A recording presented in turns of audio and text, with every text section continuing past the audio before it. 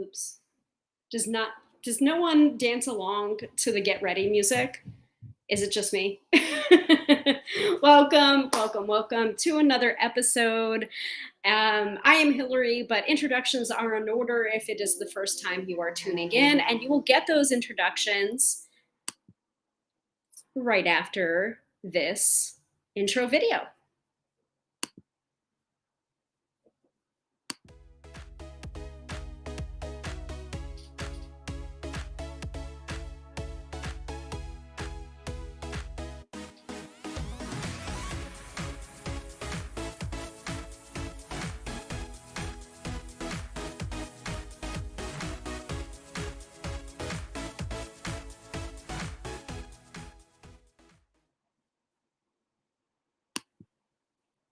Welcome. I am Hilary, professional tarot reader and EFT tapping practitioner, here to demystify the mystical and put you in touch with the most beautiful of gifts, your own intuition. Because yes, my friends, do not argue with me. You have intuition. So on this week's episode of the live stream, I have decided to share with you some of the things that I am currently loving at the moment. These are things that are not necessarily divination related. These are things that I'm using to reinstitute car talk. So my tentacle car mount, which you can use for different things. I got a buy one, get one free thing. So I'm going to show you the one that I haven't even opened yet, because the purple one is in my car right now.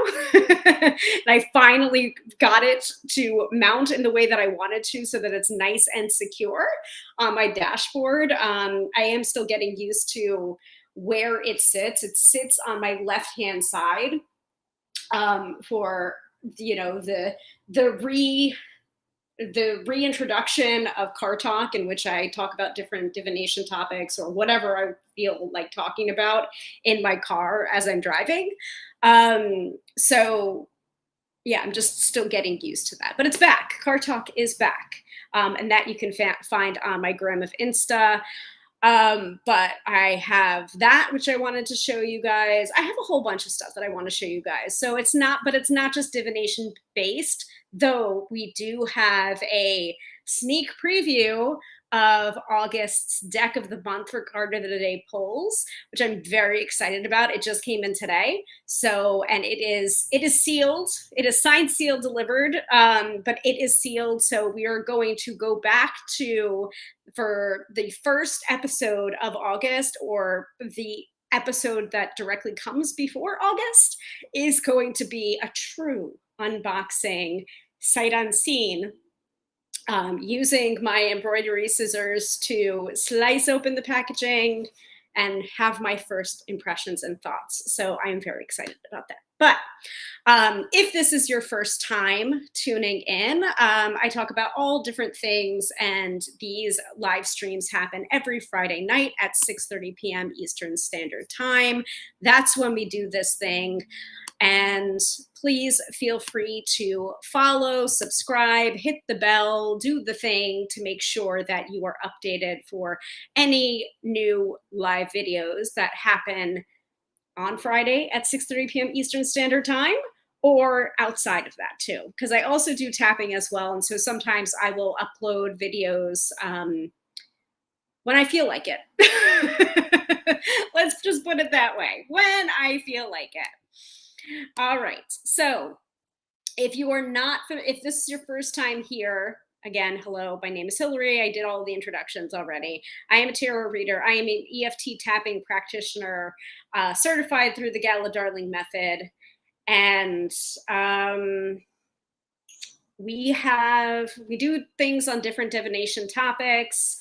Tonight, it's not quite about that, but we do have the pillars of our live stream, which is the astro-weather from Teresa Reeds, aka the Tarot Lady's wonderful Astro Biz Digest, astrology in layman's terms, straight to your inbox. $99 for the subscription, but I think it is well worth it.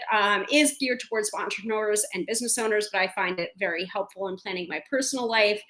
So I give you that information for Friday, Saturday, and Sunday, just to give you a taste of what she does, so that if you want to get the subscription for yourself, you can. That's basically my purpose. Like, I've been subscribing to the Astro Biz Digest ever since she created it, and I love it. So, and $99 for a year's long subscription is pretty darn good. It's a great deal, I think. So we start off the episode with that. In the middle of the episode, we will do the mid-episode reading, in which I give a 3-card reading to some lucky viewer live on the broadcast. And I will tell you how to participate in that when we get there, or our regulars will explain how it happens, when it happens. So this is a reminder to you to stay tuned to be considered for a live tarot reading. Only one can win. If you don't win this time, you just have to tune in next week and try again until you get a reading, right? Or you can always book a reading with me, tarotbyhilary.com. All right, so that's the mid-episode reading. And then at the end of the episode, we are going to do the weekend forecast, in which I pull either a tarot card or an oracle card to see what the energy of the weekend is, so you can go into your weekend prepared and not scared. So if that sounds great to everyone, give me a hell yeah in the chat, and also let me know where you're tuning in from, because I'd like to hear it. So, but this episode is going to be talking about all the things that I love recently. They could be things that are new, things that I've recently acquired that I'm currently loving. And no, it's not going to be entirely divination based. In fact, it's probably going to be slightly divination based, because the only divination tool I believe I'm going to show you is a preview of next month's deck of the month, which is Tarot of the Unexplained, because Red Wheel Weiser sent me a review copy. So thank you. Thank you to Red Wheel Weiser. I love that. This is like one of my favorite parts of my job, is trying out decks and test driving them for you and letting you know what I think, because I always have opinions, whether it's a review copy or not. I will always give my opinions, whether it's flattering or not. I will always give my opinions. So Fran is here, one of our regulars. Hello, Fran, and you're tuning in from Nashville, Tennessee. Love it. Love it, love it, love it. Thank you, Fran. Thank you for tuning in. Always a good time when Fran's here. So I'm like staring at the things. It's a very magpie episode, I will say that. Even though I have been so much better on my spending habits, and that is also something that I want to let you guys know about. So manifestation work.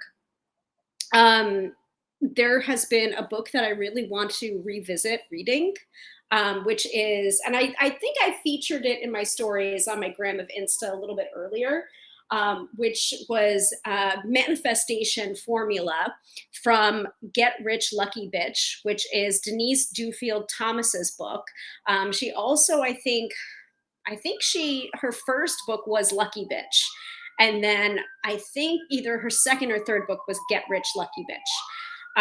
So she has this whole community called Lucky Bees. I don't know if they call them that anymore, because of like the connotation for the word bitch, but you know, I like it. I like that sentimentality, or sentiment, sentimentality, sentiment. But I don't know how I knew about Denise, but I think she's in my orbit because of Teresa Reed. So shout out to Denise Duffield Thomas and Get Rich Lucky Bitch. And I will share with you that manifestation formula. And Katie is also here, another one of our regulars hailing from Sydney, Australia. I'm always in awe that Katie, like, this is Katie's Saturday morning routine, is tuning into the Friday Night Lives, which I love. And it's also like kind of timey-wimey as well, because I'm just like, oh my God, it's Saturday morning in Sydney. Like, that's weird. That's weird, because it's not Saturday morning here. It is Saturday morning in Sydney, though. So it's just like the future is now. It's Saturday, July 13th in Sydney, Australia. Is it not, Katie? Like, that's weird. I always get a little bit like, weirded out in a good way that it's just like, oh, the future is now. Time zones, time fun, right? Anyway, so I wanted to share a little bit about that too, that manifestation formula. And the number one step in that manifestation formula, and going back to if you're feeling out of whack with manifestation, um, it really, one, like the first step is not what she, the first step in her formula is not the first step in my formula. My first step is always gratitude, gratitude, gratitude, gratitude, getting back to gratitude and what you already have. And then basically saying to the universe, thank you, universe, more please, whenever something good happens. Like, this is what I do when I have a new client or when I have a regular client, even. So I just had a phone reading this afternoon with a new client. They booked yesterday for a reading this afternoon. And I think that's such a great thing. Like, knowing that I have the availability without feeling like weird about the fact that I am very available for appointments. It just so happens that my schedule, like, they were able to book an appointment for the next day, which is the earliest appointment that they could have gotten, because I don't do same day readings, because it's part of my process that, a reading forged in like an emergency mindset, like, is not going to be by nature a good reading. It's not going to be a good reading for you. It's got probably not going to be a great reading that I give either. And so that's the reason, or part of the reason, why I don't do same day readings, is because I like to energetically prepare. And I feel like if somebody is able to book a same day reading with me, it just feels very fraught with like an emergency energy. And I don't like that kind of energy. And I don't think I do my best work in that state. And I don't think if you're in a state of emergency or urgency, that you're going to be in I don't know, the best receptive mindset for a tarot reading. So that's part of the reason why I don't do same day readings. However, my availability is pretty open. That's not to say that I'm a bad tarot reader. And I used to think that, oh, okay, if I can't book a reading with this person for, you know, for a month from now, like, oh, they must be a really good reader because they're so in demand and their schedule is booked up. Like, nay, my friends, that's not necessarily it, and that's not necessarily denoting whether the person is a good reader or a bad reader. It's simply their schedule is packed, or their schedule is open, or they're really good at scheduling, time for their appointments and time for rest or time for their other obligations. So in my old age, because I've been doing this professionally for 20 years next year, I am realizing that, you know, get in my books while the getting's good, I guess, because you never know what my availability is going to be like next month. Right now, I have pretty immediate availability, but that's not to say that I will have immediate availability same day, because I won't, because that's just not how I work. Does that make sense to everybody? I feel like that's a very long and tangential way of saying my books are open. My availability is pretty good right now, as of July 12th of 2024. It may look very, very different in October, probably incredibly different in October, and incredibly difficult to get a reading with me in October, because that's a tarot reader's busy season. um, I just find it really interesting that like everyone wants a reading in October. And as if I can't do my job, the other 11 months of the year. I just find it really funny. So, and I've actually been going back to the the books that I enjoy reading for pleasure. So I'm back into the Anita Blake Vampire Hunter series, if that's what that is called, the Anita Blake series. So much more than vampire hunting. Um, but I think I've gotten like to book 20. No. maybe no, book 12, I think I've gotten as far as, and then I just go back to the beginning again. But one of the first books in that series, she's an animator, so she raises the dead for a living. And one of the things she says, the character says, is like, oh, my October's my busy season because everybody needs a zombie raising in October. They can't, even though I can do it every other time of the year. My books are always busy in October, and it just made me laugh. I actually highlighted it because it's the same thing with tarot readings, right? Anyway, going back to books. So Denise Duffield Thomas, in her manifestation formula, her number one is cleaning, decluttering, basically. So that's part of the reason why I wanted to do this episode of like things that I'm currently loving. Because yes, some of these things might be recently acquired things, but then others are things that I've just rediscovered that I have because I'm decluttering. So it's interesting because I was gonna go to the shop to get like a hair mask for conditioning my hair, and I just didn't get around to it, and I just didn't end up doing it. And I went into my linen closet where I have a lot of my makeup and self-care, moisturizers, conditioners, that sort of thing. And I went through one of the bags and I found there's a hair mask in there. Like, just like, okay, I guess that's the reason why I didn't go out and buy one, because I had one already. So, yeah, going back to the manifestation formula, the very first thing that she recommends doing is decluttering. So, Katie says, haha, yes, Saturday morning in Sydney, woo, as in Doctor Who theme tune. I need to get into Doctor Who. I know it's very timey-wimey. I know I say timey-wimey a lot, and I know that's a Doctor Who thing, but I've never watched a full episode of Doctor Who except for the one with, I think it was the one with Leonardo da Vinci. No, it wasn't Leonardo da Vinci. It was Rembrandt. I think that was the one that I watched. So I really need to watch Doctor Who. I did watch Torchwood, but only the 4th season of Torchwood, which is supposedly the worst season of Torchwood Miracle Day. I don't know. Anyway, Kate is here. Hello, Hilary. Hello, Kate. Welcome. So yeah, that's what the episode is about. Recently acquired things, and maybe not recently acquired things, but the things that I realized that I have. So, is it my attempt to be a YouTube influencer? Kind of yes, kind of no, because I mean, I'm not going to get any affiliate linking to these things. I'm just going to show you what I'm currently liking and enjoy.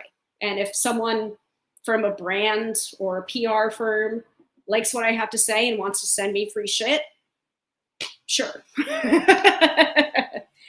Yes, thank you. Rembrandt, it was Van Gogh. Thank you, Katie. Thank you. That's the one I was thinking of, because there's actually a Doctor Who themed restaurant called Pandragora or Pandragoricum in Beacon, New York, where my bestie took us like on a day trip, and we met there, and they had like custard and like it's British food basically. And I am British. Both of my parents are originally from Liverpool, England. So, I'm very familiar with the British cuisine, not so much with the Doctor Who. So, but that was the episode that they were playing at that Doctor Who themed place. So that's the only episode that I've ever watched. Mm-hmm. Yes. Yeah, so that's kind of what I'm talking. Thank you, Kate. Thank you for explaining or putting into words, better words, what I was trying to say. From Boulder, Colorado, welcome. Where there's a fire on the mountain today. Positive energies welcomed. Let's everyone send positive energies to Boulder. Working on decluttering my home. I'm bad at that, but I know it creates space for abundance. Yes, that's what I mean. Thank you, Kate. That's what I mean. Creating space for abundance. You got to, number one, declutter first. Of course. And now, let's talk about the things that I've recently acquired. or the things that I've rediscovered from decluttering. So, but let's go into the staples of the episode, the regular staples of the episode. So let's start with the Astro Biz from Teresa Reed, aka the Tarot Lady. $99 for a year-long subscription. Astrology in layman's terms, straight to your email inbox. It is geared towards entrepreneurs and business owners, but I have always found it to be very helpful in planning my personal life. If you want to get a copy for yourself after the episode, thetarotlady.com/Astro Biz Digest, right there. Okay. So let me,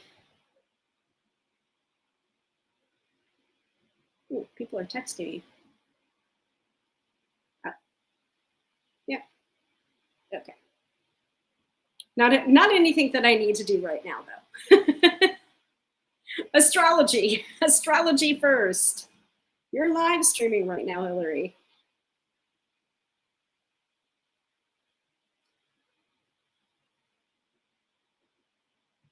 All right. It's actually funny. I just got the alert that I'm live streaming right now on one of the things that I was going to talk about tonight, which is my new Fitbit. My poor little Versa 3 died a death. I'm sure you're all used to seeing this on my wrist with that lavender lilac-y color. That is my power color. I love it so much. And I mean, like notice my earbuds. That's not an accident. It's not an accident that I have like lilac-y everything. It's because I love that color. But yeah, my poor Fitbit Versa 3 like just stopped turning on. Like it won't turn on. I charged it. I did everything. It dead. It's dead. It doesn't owe me anything. So I went and I got myself a new Fitbit based on the recommendation of Jamie, one of my fellow co-hosts of Card Slingers Coast to Coast. She was just like, I have this one. I like it. It serves my purpose. I did a little bit of research. I was just like, yeah, I think that's what I'm going to go with. And that's what I went with. So more about that later. Astro Biz Digest first, right? All right. So Astro Biz Digest for the weekly forecast for July 8th to the 14th of 2024. That's where we are right now. Let's talk about the cosmic weather. So a few bumps, but a bit of diligence will keep you out of trouble and moving towards your goals. The only planetary change on the docket is Venus sailing into Leo on the 11th. So that was yesterday. A fantastic transit for PR. This is your best time to upgrade your public relations. Be seen, make noise, do a live stream. Spread the word as widely as possible about you. Pitch the media, not just magazines, but also podcasts, radio shows, local newspapers, blogs, and more. The more you're seen during this transit, which lasts until August 4th, the bigger your name will be. So that's a couple of weeks. You got time. Speaking of big, make sure your marketing is as bold and flashy as possible. Don't mute yourself. Get loud. Let's get loud. All right. So details for Friday, Saturday, and Sunday. Friday is a mixed bag. I certainly felt that. I definitely felt that. The Libra moon makes this day fantastic for meetings, signing contracts, creative work, and networking. However, the Venus-Pluto opposition spells epic trouble, as in power plays, financial conflicts, and unethical business dealings. It will loom over the whole weekend. So Teresa's advice is to keep a calm, cautious head. Don't be impulsive, especially if someone pressures you to get involved with anything that seems shady. You'll avoid a lot of drama if you follow that wisdom. Travel far, attend gatherings, or launch a PR campaign when the Moon-Jupiter trine lands at 7:58 p.m. Eastern Standard Time. So this is actually my sign to get out tonight, to go out tonight, which usually does not happen. I'm usually focused on live streaming here, but hey, maybe when I finish, I will either drive Mr. Tarot by Hilary and I out to go out, or I will meet him. but it seems to be a sign to go out. However, today, so it's a lovely ending. The Moon Jupiter trine at 7:58 p.m. is a lovely ending to a strange day. Today, Friday, July 12th, is a power day for Libra and a weak day for Aries.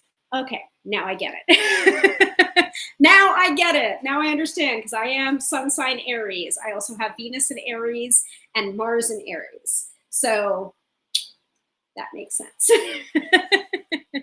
Everyone with me so far.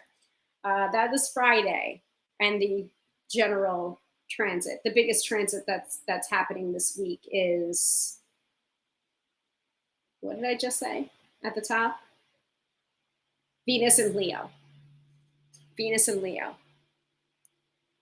And weirdly enough, oh my God, okay, there's a lot of eyeballs on this live stream right now. I see a lot of people tuned in right now. Very interesting. All right. So any questions about Friday before we move into Saturday and Sunday?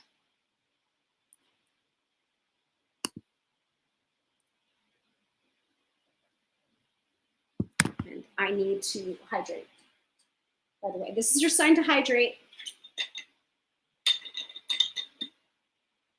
Also, things that I have not recently acquired. I've had this water bottle for a while now, but I love it. And I actually left my other water bottle at my mom's the other day. So, and I know exactly where I left it, in her fridge on the bottom shelf. It's sitting there. So that's my littler water bottle that has pink flowers on it from Water Drop.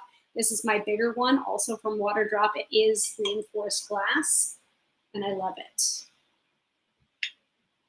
But get your water.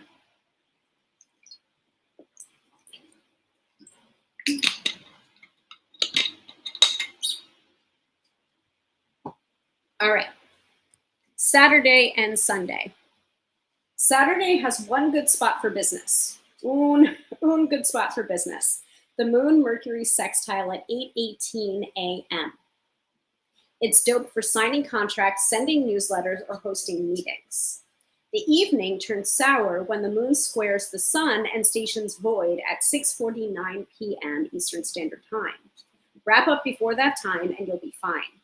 Sunday is also funky. The Moon enters Scorpio at 10:53 a.m., a marvelous lunation for top secret projects, strategy sessions, financial management, and research. However, the energy is hobbled by two nasty aspects: the Moon-Pluto square at 1:01 p.m. and the Moon-Venus square at 6:55 p.m. When you consider these aspects, plus the Venus-Pluto opposition, this weekend is better for playing hooky. Saturday is a power day for Libra and a weak day for Aries, just like Friday. And Sunday is a power day for Scorpio and a weak day for Taurus. Now, talking about weekdays, power days. So power days is for the sign. It's like good for your sign. If your sign has a strong placement in your natal chart, the particular sign. So that's a power day. And then a weekday, WEAK, is when things are not so great.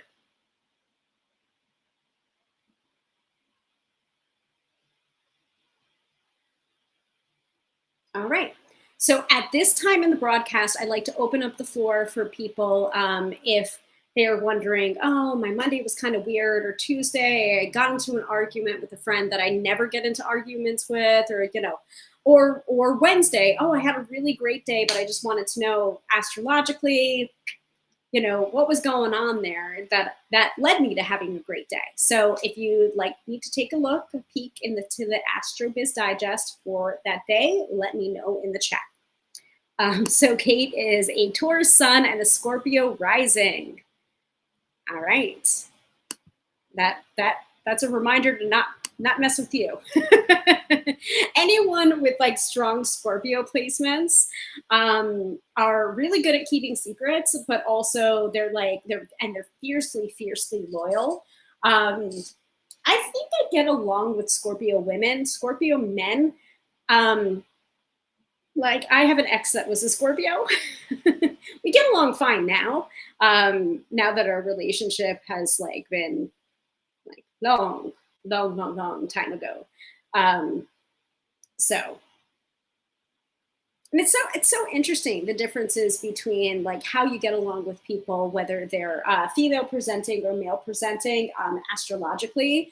Like my sister is Cancer sun sign, and I'm Aries sun sign, and so sometimes it's really good, and I understand like the reason why she gets so protective. It's like it's her Cancer, it's her crab, you know, like she like just wants everyone in her family to be like home and okay, and like I get it.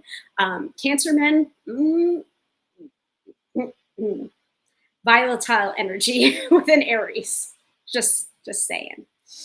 Um, yeah, exactly. Kate says, not sure how that aspect on Sunday will work for me.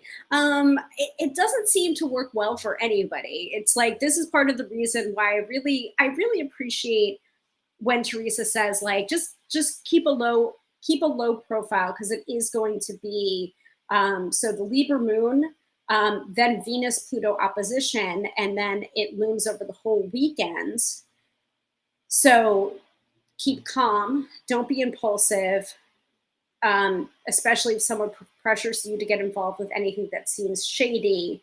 That's the way to avoid drama. Um, Power day for Scorpio. Sunday power day for Scorpio. So I mean, it seems like it will work for you because you have Scorpio rising. Like it might be that the energy is just easier for navigate for you than for another person. Yes, correct. Power versus weekday. So power day for Scorpio, weekday for Taurus. So, oh yeah, I see. So Taurus, Sun, Scorpio rising. I think you'll be fine. Maybe not so much. It's interesting. It's like a dichotomy. It really depends, Kate, on which sign you choose to play up.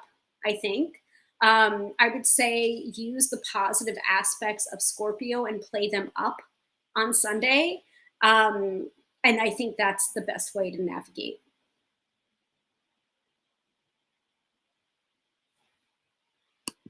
Like I feel like it's a little bit of like fake it till you make it energy on Sunday for you as a Taurus sun and a Scorpio rising. It's like you might feel like a Gemini, actually. Great, great. All right. Anyone have any questions about this past week, Monday, Tuesday, Wednesday, Thursday, before we move into the Magpie episode?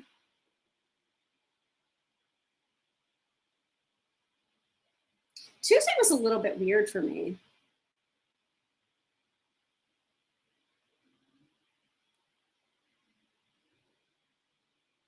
Yeah, Tuesday was a void moon, so that's a yellow light for a slow start, so like slowing things down.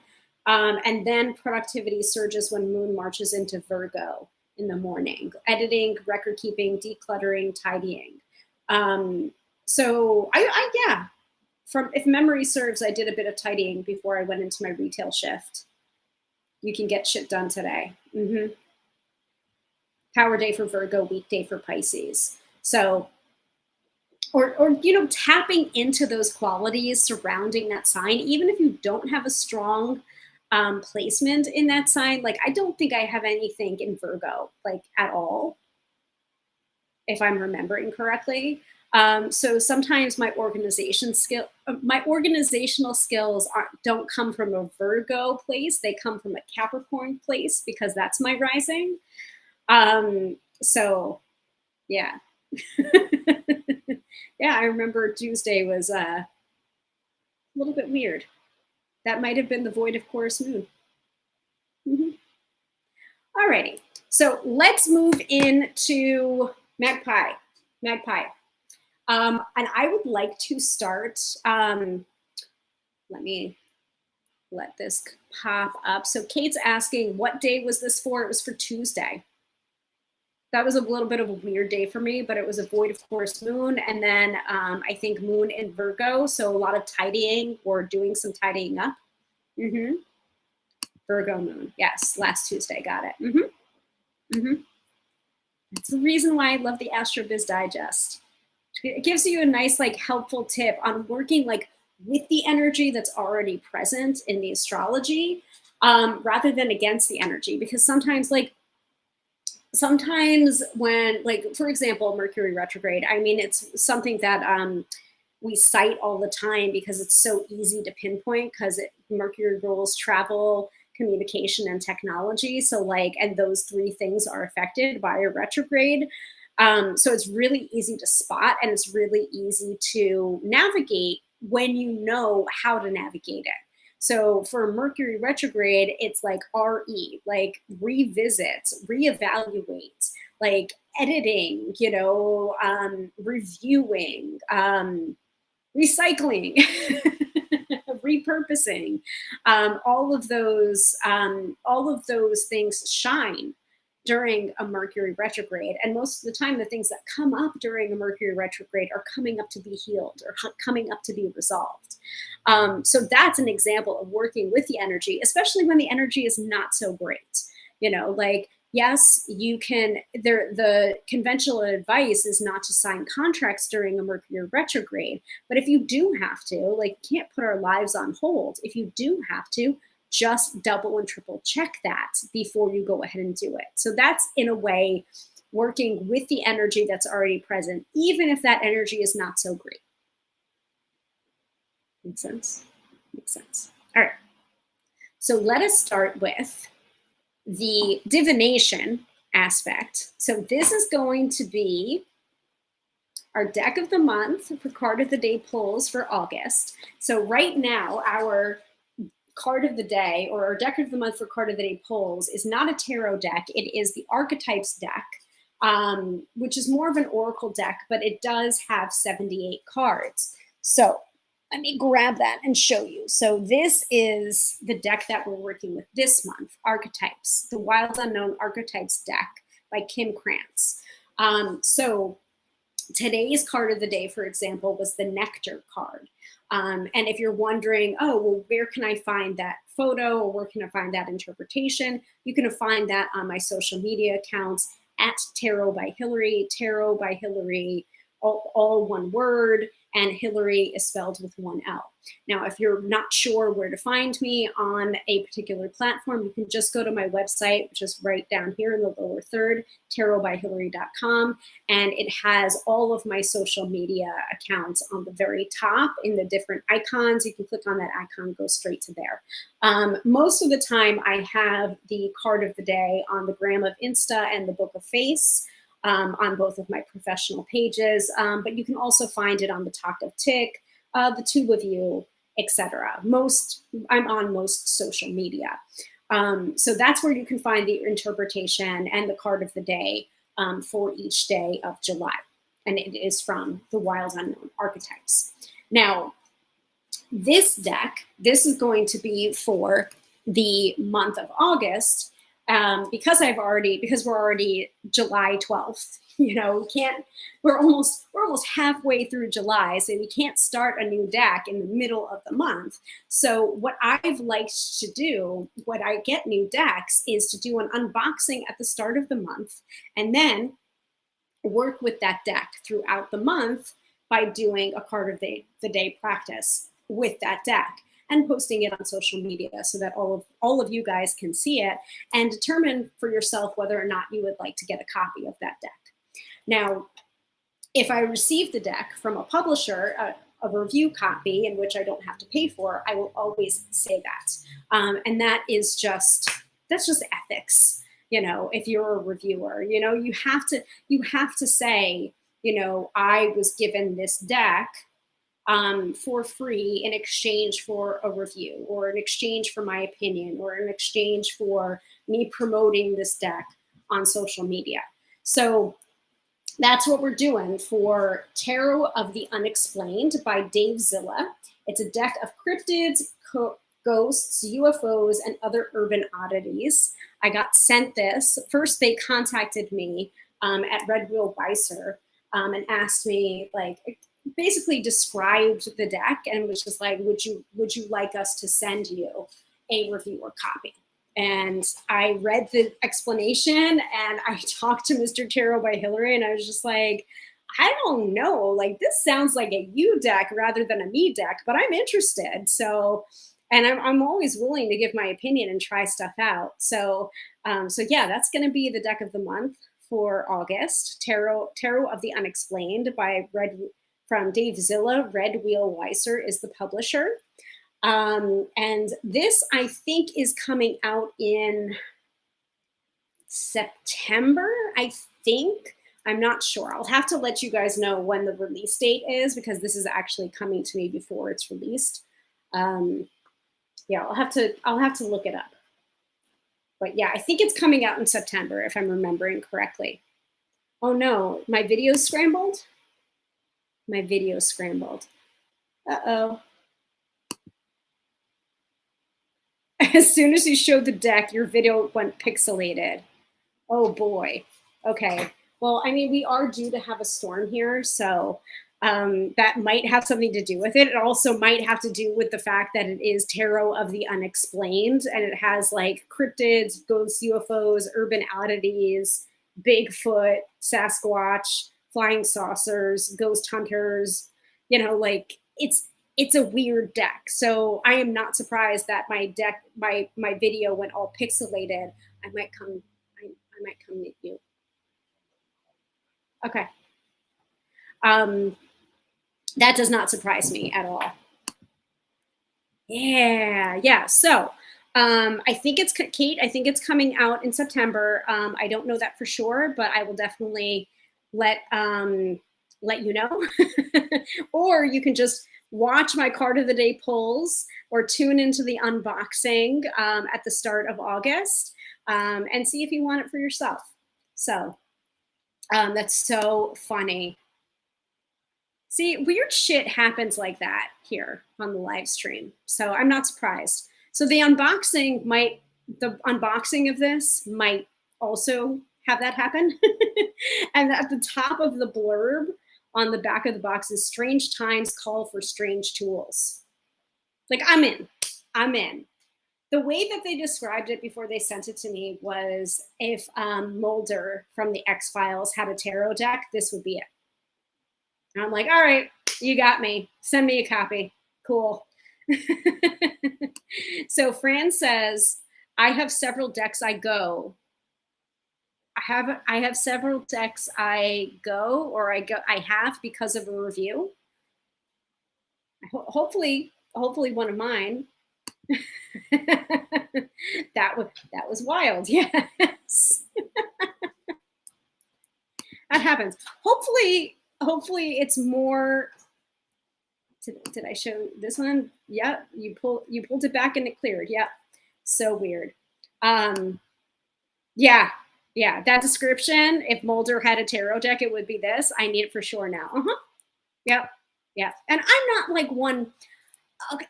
like one for conspiracy theories or aliens or UFOs. And even though I'm a professional tarot reader, even though I'm a witch, even though I have seen weird ass shit that sometimes cannot be explained, I'm still pretty skeptical. I'm probably the most skeptical tarot reader you will ever meet. Skeptical witch, maybe that should be my new name for the podcast. Instead of the Tarot by Hilary podcast, it should just be Skeptic Witch or whatever. So yeah, that's what we're doing for next month for card of the day polls. I'm not going to put it up on screen because I don't want it to go all pixelated again, but yeah. So let's talk about Fitbit. So this is my old one. It died a death. It was the Versa 2 or the Versa 3. It might have been the Versa 3 or Versa 2. I can't remember, but it was this. It's this.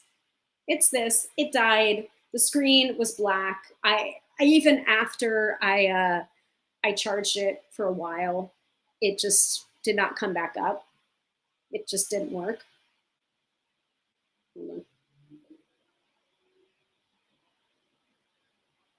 Putting my noise canceling on there. So, and this is like, it was fine. And then the strap kind of broke with usage. And then like maybe 2 or 3 days later, it just stopped working. So it doesn't owe me anything. It didn't owe me anything. So I used my phone for a little while to track my steps in between times. And then I did my research, talked to a couple of people, including Jamie, one of my fellow co-hosts of Card Slingers Coast to Coast. And I was like looking at her wrist and I'm just like, all right, which one do you have? Is that a Fitbit? Like, which one do you have? And she was like, the Inspire 3. So I got it. And now Fitbit is like owned by Google. So very interesting. And of course I had to have the lilac strap, or whatever they call this.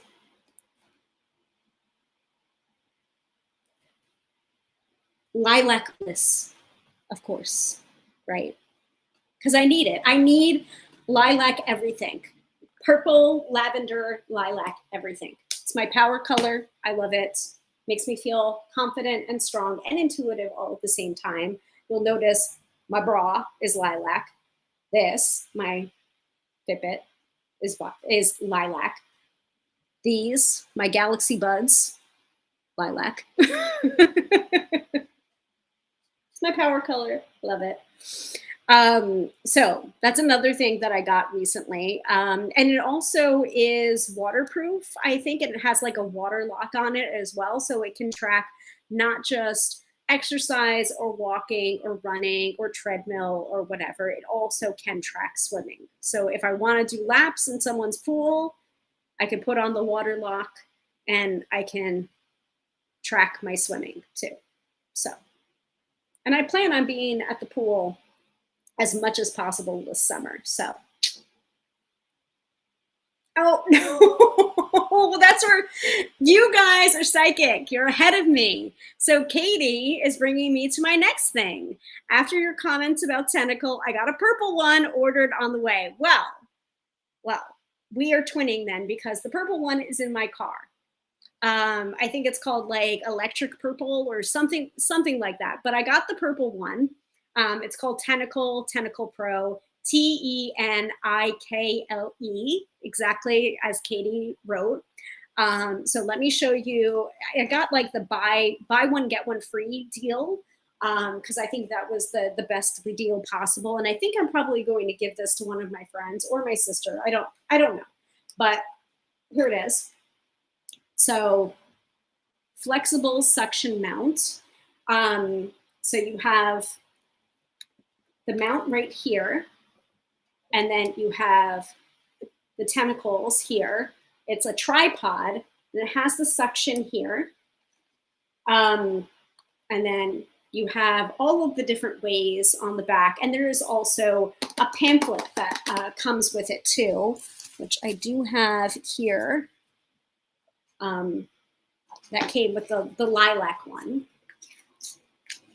No, shut up.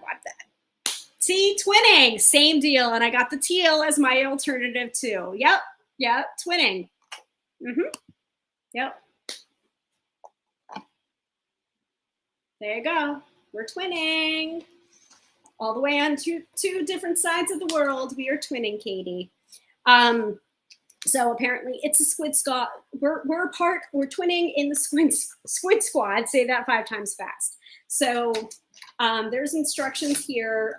There is an infamous video on my Gram of Insta account in which I tried to mount it to the windshield, the front windshield, and you can see it falling because I didn't have it correctly placed.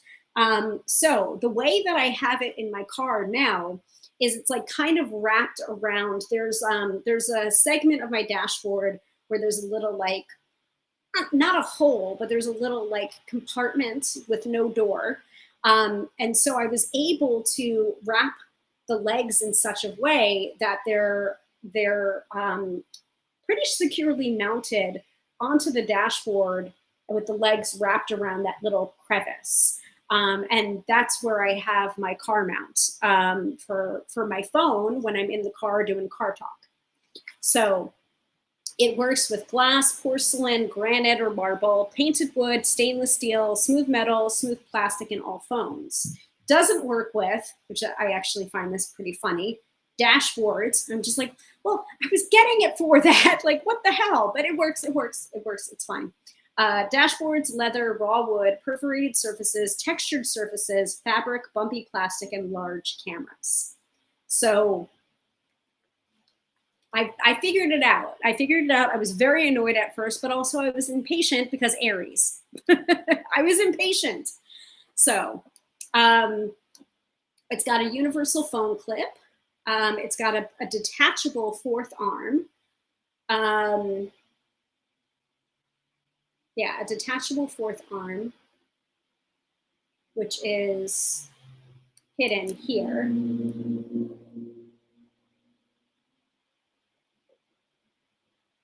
And that way you can use it to mount a camera if you want to. A rugged silicone body, waterproof and virtually indestructible, food grade silicone, strong suction cups, sturdy flexible legs. And you can mount it pretty much anywhere, a million ways. Stick stand, hang, and wrap. So it has the different ways you can use it on the back. So I have a second one. I am not sure if I'm going to give it or if I'm going to use it in the house. Because I could always use it in the house too. I could do, instead of, you know, taking my one out of the dash in my car where it's so nicely secured and I don't want to mess with it. Don't want to wreck the vibe that I've got going on there. So I'm either going to give this one away or I'm going to just use it in the house. So so Katie, I'm very curious. How do you tentacle? Are you using it in two different places, and what are you using it for? So that's something I was very, very excited when I got this. So I wanted to make sure that I told you guys about it because I know people were asking me about it, like Katie. Because I was on the hunt. Like I was a woman possessed trying to find the perfect phone mount for my car. And I've gone through a couple of different ones. I've gone through like cheap options. I've gone through more expensive options. I went and I got one that was supposedly like a charging one where you can like put your phone in there and it charges as well as being a phone mount. And it just didn't work because, you know, eventually the suction from, or the glue like peeled off and it was just too heavy. It was too heavy and it fell off the dash and it was a mess. And then the one thing that worked probably the best was magnetic, where I had a small round magnetic plate stuck to the back of my old phone, by the way. And so you had one magnet plate on the phone and then you had a magnet plate on the mount. And then it was plugged into the car vent. And that's how the air vent. And that's how you would put your phone. But I think it was during the winter when the hot air was coming out of the vent, I think the glue melted between the phone and that magnetic plate. And so that magnetic plate ended up becoming unaffixed from my phone and affixed onto the magnet. Because it's a very strong magnet. So just like, not again. It's been an ordeal. And I know first world problems about like this silly phone mount, but it was annoying. So Katie says it hasn't arrived yet. Okay. But I think I will do the secured in car and use the other one for moving around version. Yeah, I think that's what I'm going to do too. I mean, like, yes, I might give it away, maybe, but like, I kind of want one on the go and one in the car. Yeah.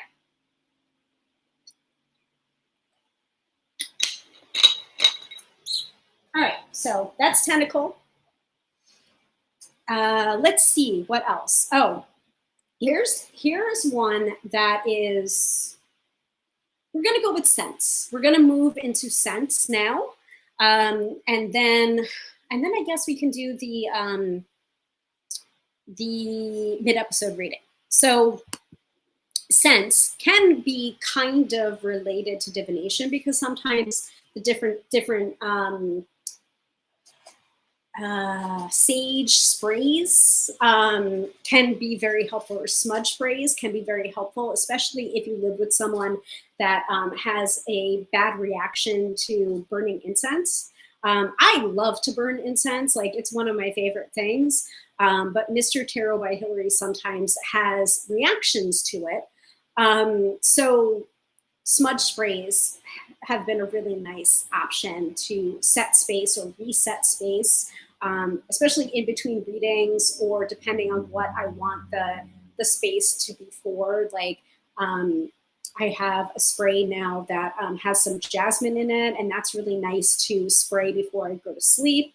I have a sage spray that I use. It's really nice to set the energy before I sit down to do a reading with somebody, or after I do a reading with somebody. So a couple of different options. And then of course, scent as in perfume as well. Like I feel naked if I'm not wearing perfume. It's really weird. Like I feel naked. There's a couple of things where if I don't wear something, I feel naked. So I feel naked if I don't have my labradorite pendant on. And I feel naked if I don't have perfume on. So like, look, this isn't even like sometimes it's lipstick, but like not even that. Like I'm fine without lipstick, but if I'm not wearing perfume, I kind of, and I walk out the house without perfume, I get upset. And I usually will have a roller ball of something, some kind of scent in my bag.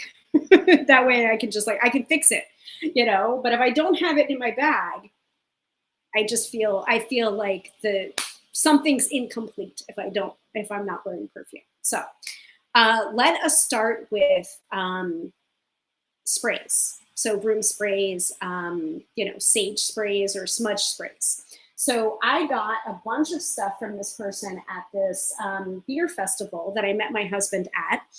Not met my husband at, but wrong phrase. He was at a beer festival and I went to meet him. We are already married. So, Kate says, sounds perfect for times when the windows can't be open, cold or bad weather, but also the hospital where I work.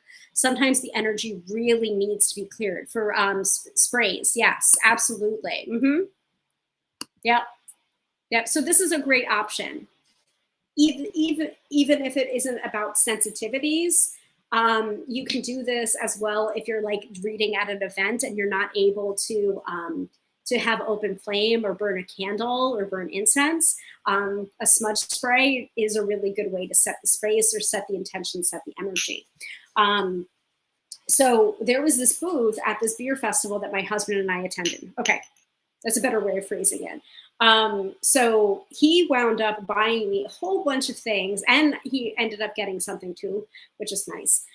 So the name of the person is Sasha.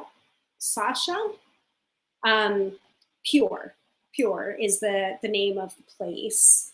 And I think, I gotta pull up her Instagram, but I do follow her on Instagram.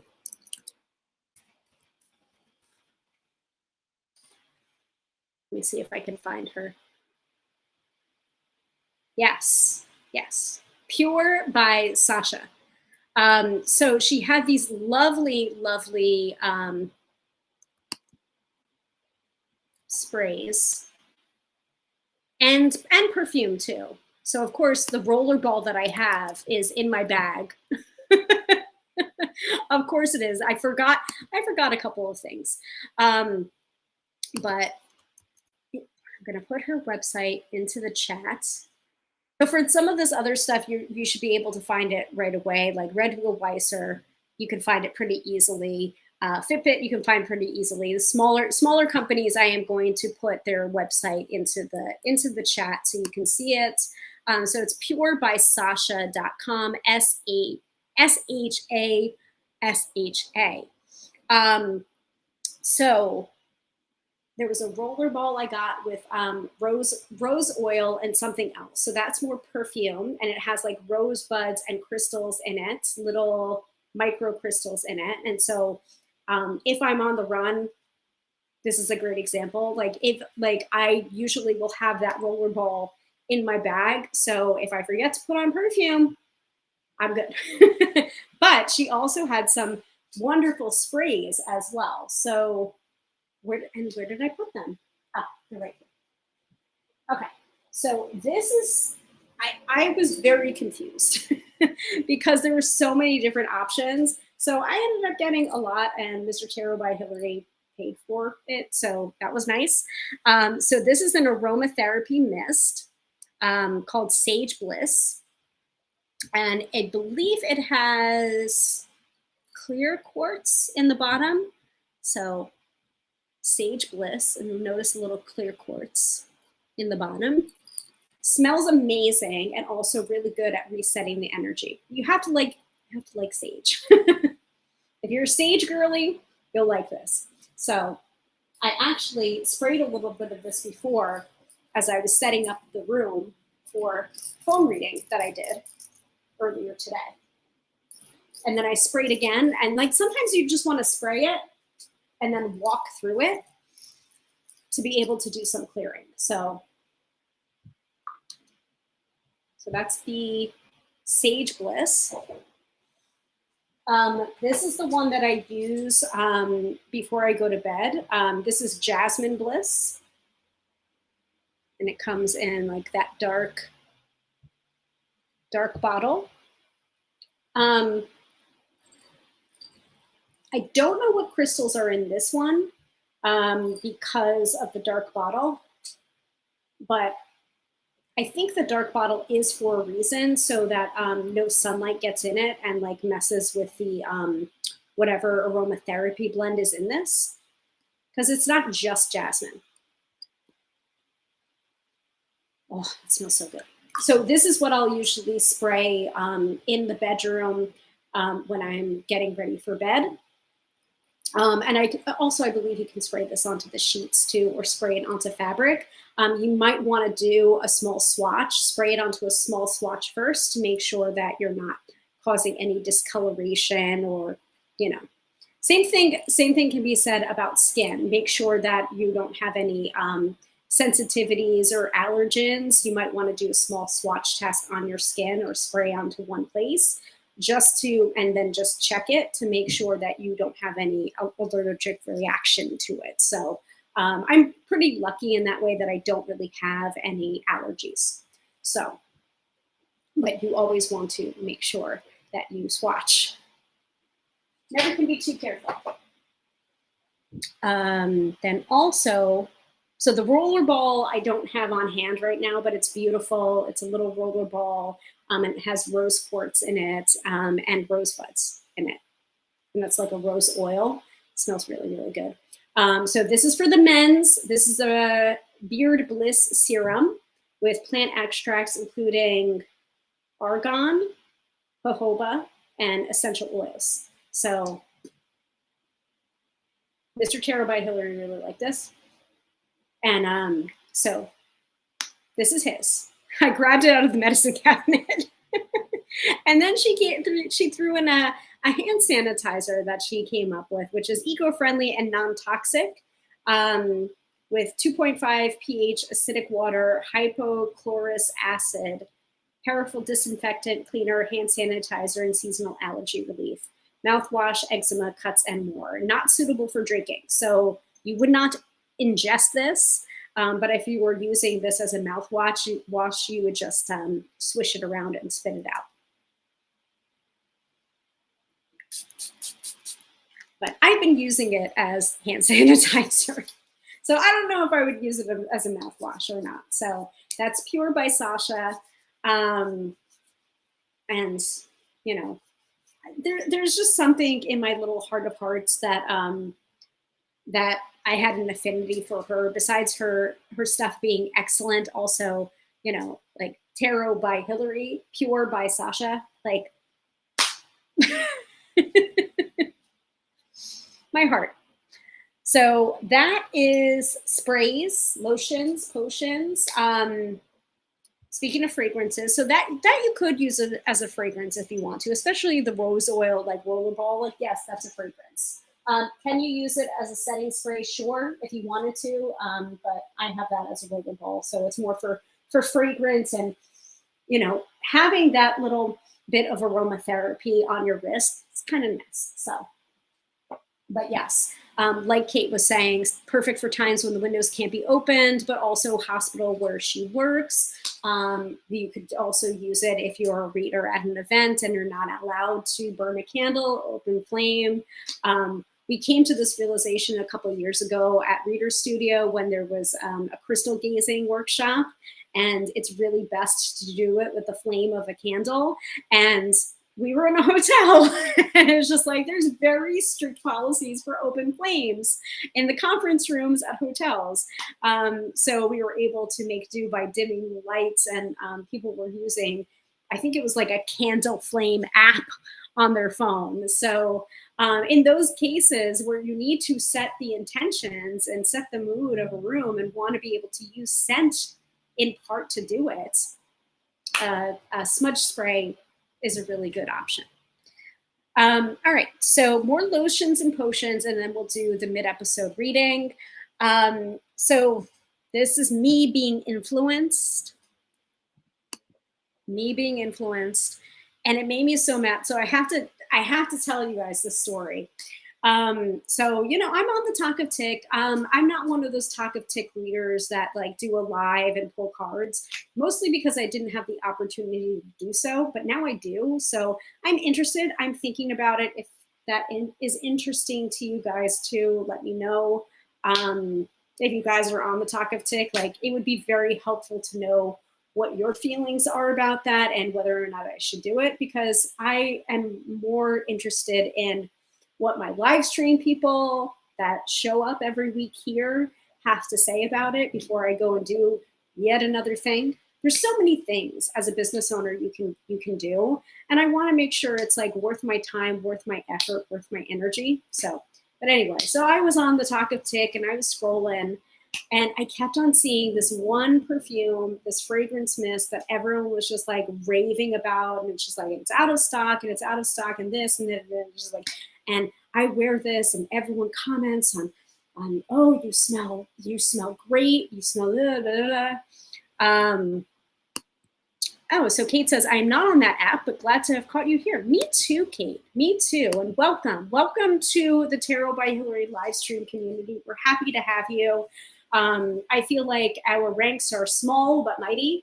I've been doing this for 4 years now, so it's nice. And I'd also be interested in what led you here. Like, what happened? How'd you find me? Corner Clubhouse Cobalt is also here. Hello to you too. Tuning in on the two of you. So yes, most of the time, like I've been trying to use the Talk of Tick for my business, but sometimes I just scroll and I scroll and I scroll, and it's more fun than a real business tool for me. But at the same time, I feel like you have to have some fun in your business. Otherwise, like, what the heck are you doing? Like you have to make some things fun. And it's not to say that business is going to be fun all the time, because it's not. It can't be. But like, there's some elements that you just, you have to make it fun. Otherwise, you're just going to go stark raving mad. So I was scrolling through the Talk of Tick, and I was seeing these like, oh, everyone comments on how I smell delicious, or this, or this is a dangerous perfume. Like my husband or my boyfriend says, like I can't wear this out in public because of all the attention I'm getting. And I'm just like, okay, again, skeptical, the most skeptical person you will ever meet. So I was just like, okay, well, let me see. And I didn't know if it was like exclusive to the app or the store or whatever. So I was just like, let me see if it has this, if I can find this in a store. So I walked into the store and I went to the perfume section and I'm just like, let me see if it's there. And it was. And I was like, I just want to smell it. I just want to smell it and see like what everyone's raving about and blah, blah, blah. And I smelled it and I swear I literally had a hissy fit because I was just like, son of a bitch, those TikTok girlies were right. And I got so mad because I'm just like, no, I did not want to like it. I just wanted to see what everyone was raving about and whether or not it could be that. Yeah, okay. So without further ado, so it's Fleur Vanilla Skin. So the company's name is Fleur, Phlur. You can find it in makeup stores, a certain makeup store that begins with an S. Sure, you can find it in the makeup store beginning with a U as well. But I did find it in the perfume section at the makeup store beginning with an S. The company's name is Phlur, and the perfume is Vanilla Skin. So I got the fragrance mist. So it's not the same as the perfume. This is the fragrant hair and body fragrance mist. And the notes are, it's a gourmand, and with notes of, top notes of pink pepper, pink apple, and sugar crystals, heart notes of lily, jasmine petals, cashmere wood, and base notes of benzoin, vanilla, sandalwood, and agarwood. So this is not necessarily what you would wear as perfume, so you can do a little bit more if you want to, like you can mist it in your hair and on your body. And I can't put my finger on what it smelled like until a couple of days ago. I was just like, oh, this is the reason why I like it, because it reminds me of one of my fancy perfumes that I used to wear that is expensive. But it reminds me, it's a very similar gourmand fragrance that I used to wear. So I got this one, and it is as good as everyone says. But you've gotta really like it is very vanilla. It's very vanilla and it's very sweet. So you can definitely smell the vanilla. You can definitely smell the sugar crystals. To me, you can smell the jasmine and the cashmere. Small bit of the sandalwood. So if you're not a sandalwood person, like you probably won't detect it. But if you don't like vanilla, and if the scent of vanilla makes you gag, you are not going to like this. I'm just going to let you know that. So Vanilla Skin, Fleur. And then I also got, while I was there, this other one. So this is the rollerball. So this is the perfume, not the fragrance, not the spray. And it's called Missing Person, which is a really weird name for a perfume, but it's very subtle, very, very subtle. And you can combine these two together if you want to. It doesn't clash. It's a really nice combination if you want to do a combination. So this one is a floral musk. Top notes of skin musk, bergamot, nectar, and sheer jasmine. Heart notes of fresh cyclamen, neroli blossom, and orange flower. I think it's the neroli that I like in this one. Base notes of sandalwood, Australia oil, blonde wood, and white musk. So I get the neroli and I get the white musk off of this one, but it's a very, very light scent. I don't know. Does it help you find missing persons? I don't think so. Again, weird name, right? But it's like, it's nice. It's a very, very subtle floral. So, and I like the subtle. I don't like cloying. It's like not my favorite thing. And I will say the other day, so I went to the pool, and then after the pool, I took a shower, and then I did this, and I didn't say anything to anyone. And I was hanging out with my mom and my sister, and I put this on after the shower, and then I like came out and I was talking to my sister, and my sister was like, "Wow, you smell really like wow, that smells like what are you wearing? That smells really good." And I'm just like, "Oh my god, the TikTok girlies were right," and she just starts laughing. So it was this, and so. Let me go back. So Fran was saying, I think it might have been Teresa that introduced me to you. That makes sense. That makes sense. So yeah, these two, the TikTok girlies are right. They're right. And apparently, another one they were talking about was the dragon fruit one. That one apparently makes you smell very delicious. But the reason why I like this Flora Vanilla Skin is because it reminds me of Terry Mugler's Angel perfume. And the Angel perfume is beautiful. It's beautiful. It to me, it smells like cotton candy, but it also has this like spiciness to it that I don't think the Vanilla Skin has. It's not, the Vanilla Skin doesn't have these the spicy notes that that Angel does. But it did remind me a lot of Angel. I just couldn't put my finger on it, but then I was just like, oh, it smells like a lighter version of Angel by Terry Mugler. So, and I was like, that makes sense because that was my fancy dress up date night perfume was Angel by Terry Mugler. And it's been a while since I've gotten a bottle of that because some perfumes do tend to be expensive. So,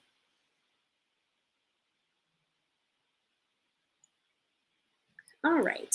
So that is our fragrance portion of the evening. I'm pretty sure I have more things to show you guys. I just can't put my finger on them. That actually that might have been everything. Let me look around. It's possible that that could have been everything. But let's do the mid-episode reading. So for those of you who are new here, what I like to do is take this down. So mid-episode reading, what we do, yes, magpie. Yes, you mentioned magpie earlier. Yes, like that's just all over the place. That's like more of my divination magpie is, being attracted to bright and shiny new decks. And the only deck that I have for you guys right now is the Tarot of the Unexplained, which I'm not going to hold up because I don't want my video to get all pixelated again. So this is more of a magpie of a general nature episode. Yeah, exactly. Wasn't sure what it was related to.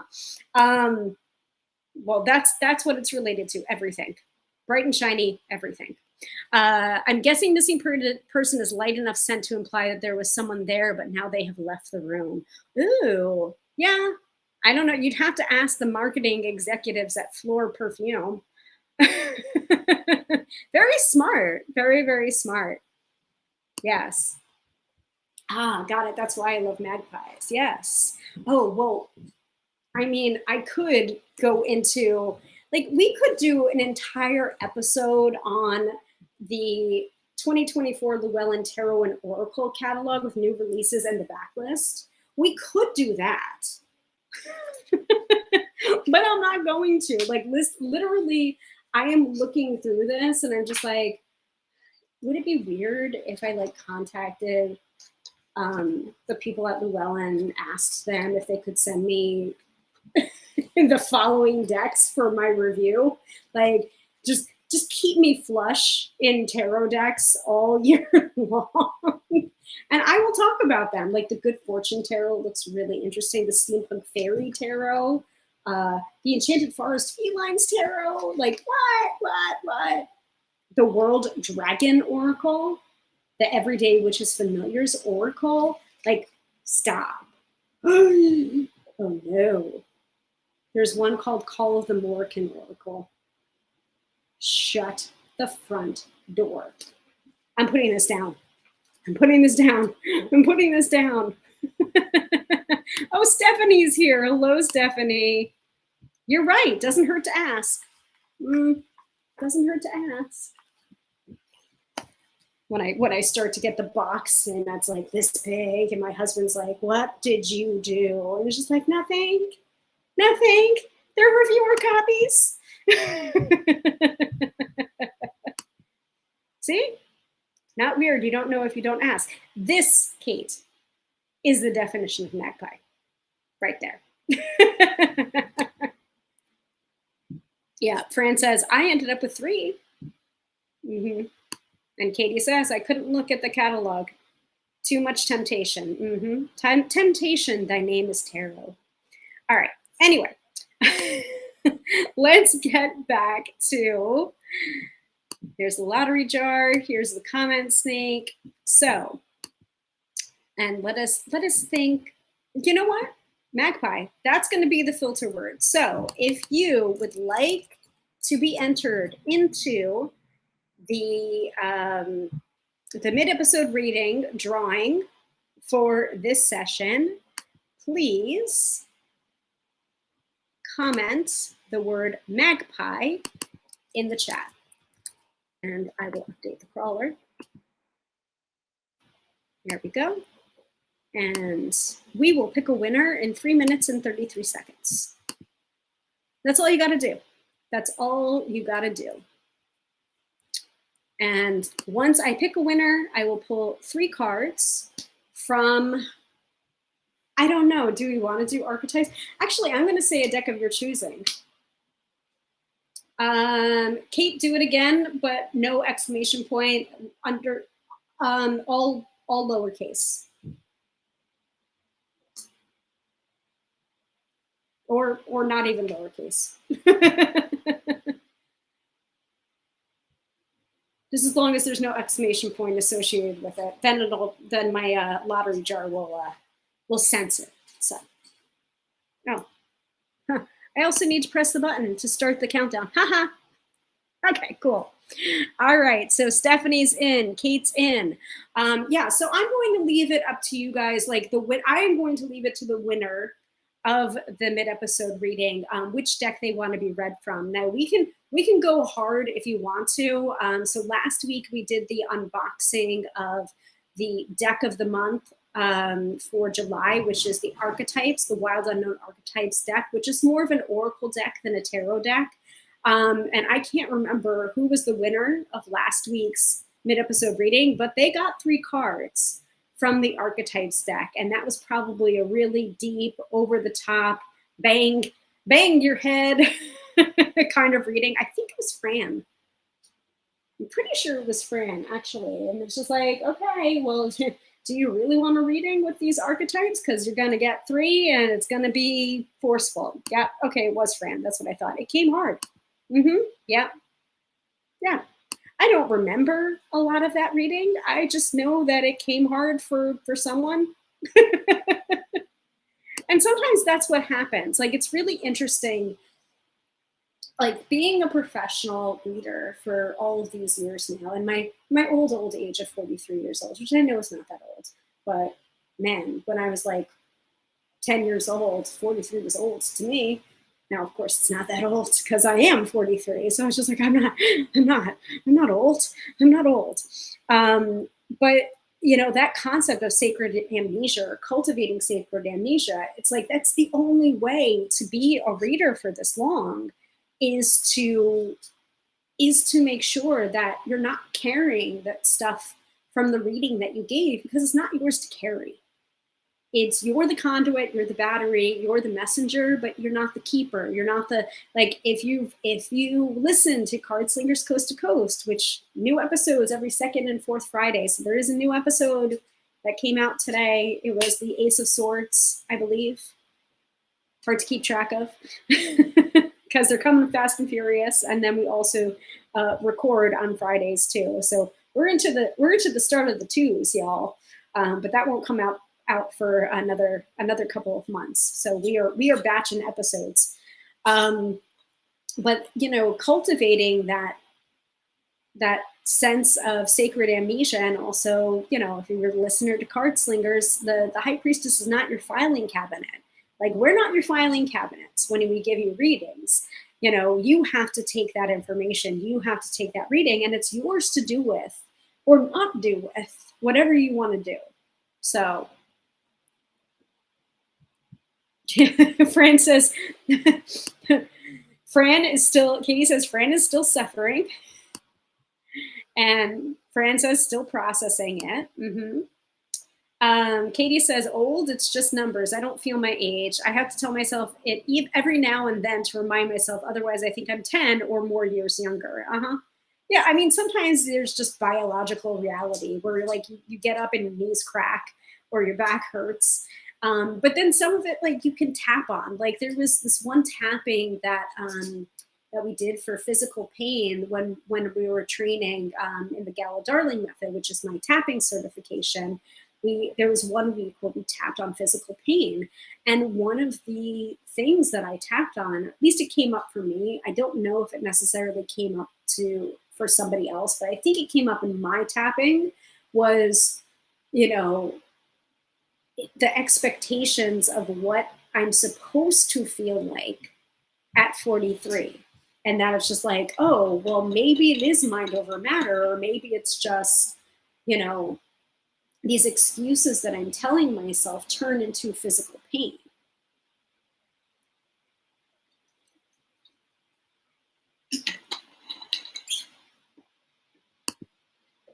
I'm not sure what I just said that you love to hear. Was it the high priestess is not your filing cabinet? Sacred amnesia? Was it that? It's like you can't hold on to it, otherwise we go crazy. Like, and this is another thing that I wanted to talk to you guys about after the mid-episode reading, probably, where going back to that manifestation formula from Denise Duffield Thomas's book, Get Rich, Lucky Bitch, is the decluttering. And the things that I'm finding in the decluttering, it's just like, whoo. Oh, love to hear that. New episodes? Yes, new episode today on the Ace of Swords, I believe, which was kind of fun because it was just like, depending on the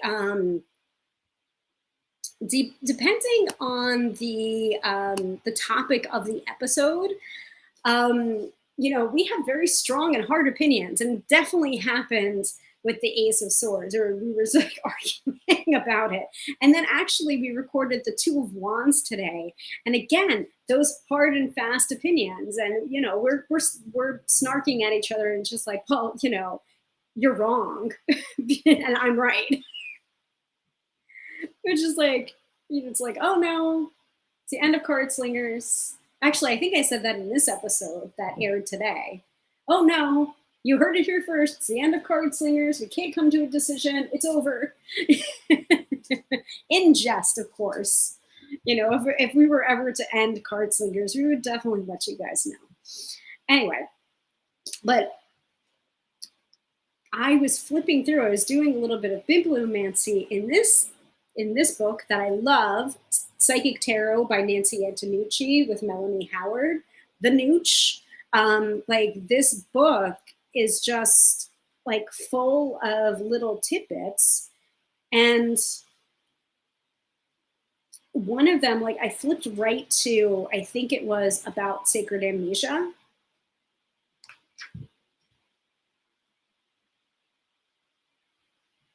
And different principles. Integration. It was integration. Yes. And the fact that, oh, Stephanie says that's on my bookshelf too. I love it. Love the Nooch. Love the Nooch. I flipped right to the sixth principle of integration.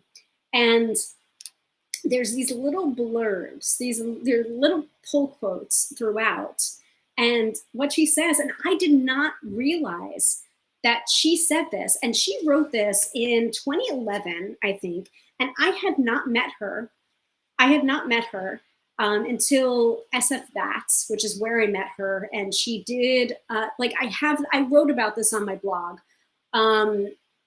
where she did a skit about psychic reading or reading tarot psychically, and I believe the phrase that came through was the smell of moss. It was on a little placard that someone like ran across, like during the skit, and just like the smell of moss. And that one thing was just like, oh, I need to get this book. Like, I need to talk to her, and I need to get this book. That one phrase, the smell of moss, I can't forget it. It was so powerful to me. And I'm just like, oh, she understands. She gets it. She understands. like what it's like to be psychic and to read cards and to have your psychic sense awakening as a result of using the tarot cards. And I just did some bibliomancy today, and I realized she says a phrase that I've been saying for almost my entire time of reading tarot with my clients. I tell clients I won't say anything they don't already know. It's just weird when a complete stranger says it out loud. Now, if any of you have had a reading with me before, you know that that's one of my key phrases. I'm not going to tell you anything that you don't already know on some level. That is one of my phrases. And that's not a trite thing. That's not a thing that I just say. I really mean it. But that's the reason why I say it so often, because I really, really mean it. It's like, I'm not going to tell you anything that you don't already know on some level. There are some weird off the wall things that happen in the tarot reading, or the smell of moss, but there's still some part of you that knows the reading that's coming because you are intuitive too. So, and then it says right here underneath it, in truth, you may begin to lose some of the insights you were given almost as soon as the reading is over. And then let the reading linger. So I was just thinking about sacred amnesia, and then I turned to that page, and it's just like, all right, okay. Unless absorbed, the knowledge slips away. So that's a lesson to you as the readee to absorb and integrate the information, and also probably have it recorded, either recorded on your phone or, usually a reader, will record it for you and send it to you. Depends. I usually like to record the readings and send it to my clients so that they can hear it later on and be like, oh, that's what she actually said, not what I think she said. It's more a safeguard for myself. And that way, once I've recorded it and sent it over to the person, there's no need for me to retain it anymore, because unless absorbed, the knowledge slips away. That's good for as a reader. I want the knowledge to slip away because it's not mine to keep. Where was I? Anyway, mid-episode reading.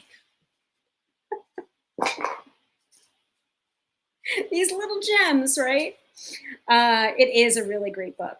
All right, so let us pull our victim, honored guest, who needs a reading. Drum roll.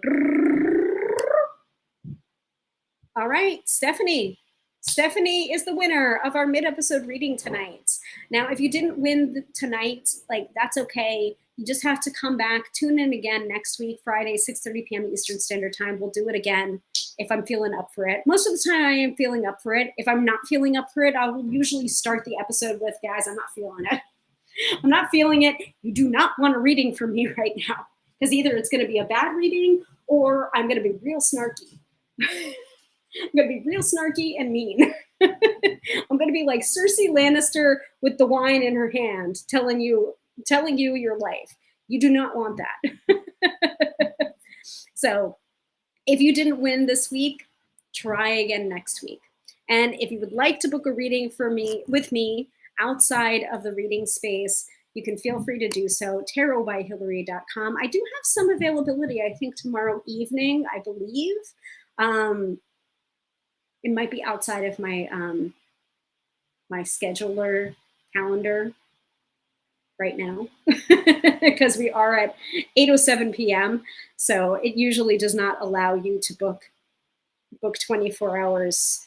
It allows you to book 24 hours in advance, but probably no sooner than that. So tap on the snarky. So yay to Stephanie. Stephanie's like, wow, meant to be. Anything but the archetype deck, please. You got it. I figured as much. So we've got the reflective tarot. We've got, actually, let's go with my my workhorse, which is the Radiant Rider-Waite-Smith. So it's a classic. It's a classic Rider-Waite-Smith deck. It just has a little bit more watercolor to it, a little bit softer in coloration, not necessarily message, sorry. The message will be what it is. And the way you can tell the difference between the Radiant Rider-Waite-Smith and the Classic is the backs of the cards. So Radiant Rider-Waite-Smith has the midnight blue with the yellow stars. The more classic 1978 version of the Rider-Waite-Smith will have a blue and white plaid cross-hatching on the back. So we have the deck, Stephanie. Please go ahead and ask your question, and I will pull 3 cards right here on the broadcast to answer or clarify that situation or question. Oh, and also, guys, like, here's another thing that I found while I was cleaning. It is the Stick Peeps Fancy Zaner from Pixie. I think her name's Pixie. I could be wrong about that. Hold, please. Gidget. I always think Pixie when I think of Gidget, but her name is Gidget London. And these are Zaner cards. So they're like Rhine Zaner cards, and they test your ESP. It was conducting experiments for extrasensory perception, most often clairvoyance, popularized by perceptual psychologist Carl Zaner. And he designed the cards in the early 1930s for experiments with his colleagues, conducted with his colleague, parapsychologist J.B. Rhine. So, you know, this is the one that has the stars, the waves, da, da, da, da. So we might do an episode where I test your ESP. So I also want to say there is something in ESP, in the testing of ESP, whereas like the negative, like probability dictates your guesses will be, you know, your accurate guesses will be this. And so when I did it, it was like negative probability. So it's just like, there's no way that you could be wrong that many times statistically. That also shows extrasensory perception as well. I'm just like, what? Like, so being wrong in doing those tests, that also shows something. Like, okay, because I thought I was just bad. I thought I did not have intuition. Little baby me thought I didn't have intuition, and now I'm a professional tarot reader for a living. So go figure that one out.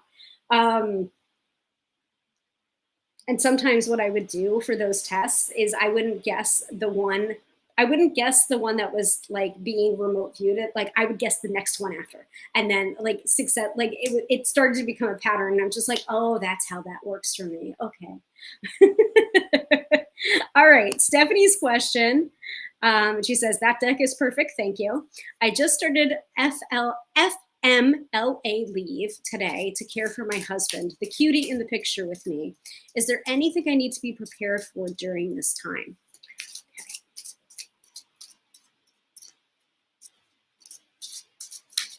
Knowing that I am not a doctor, nor a psychologist, just a tarot card reader.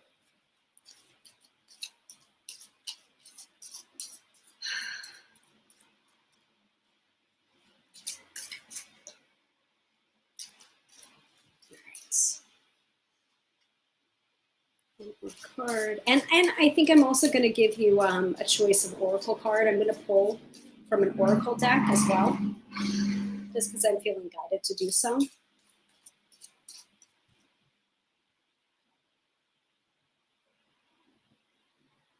Feels like my headphones are about to pop out here.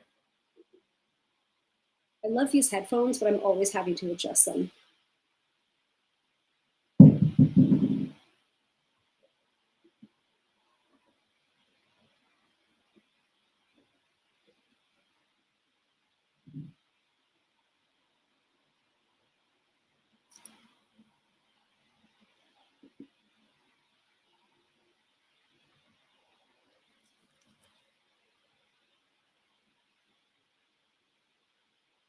That's better. Okay. Putting the noise canceling on. All right. Okay. Anything I need to be prepared for during this time. Um, it's interesting. I feel like you've prepared as much as you possibly can. And you've done so much work to like prepare, like expect the unexpected. Like that's been like you've been like basically a Girl Scout, like expect the unexpected. Like always be that motto, always be prepared.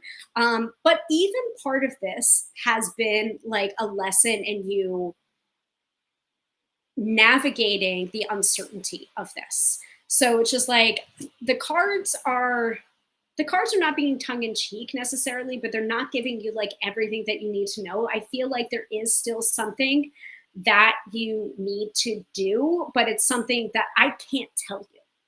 And the reason why I'm saying this is because you're getting the Four of Wands coming up reversed first. So to me, that is like that concept of the unknown, concept of no matter what you do to prepare, there is always going to be something unexpected that happens, no matter how much you prepare. Because you're it's almost like you're looking this way and you're looking this way, and you're just like you've got all of your like ducks in a row this way, and then it comes from this direction.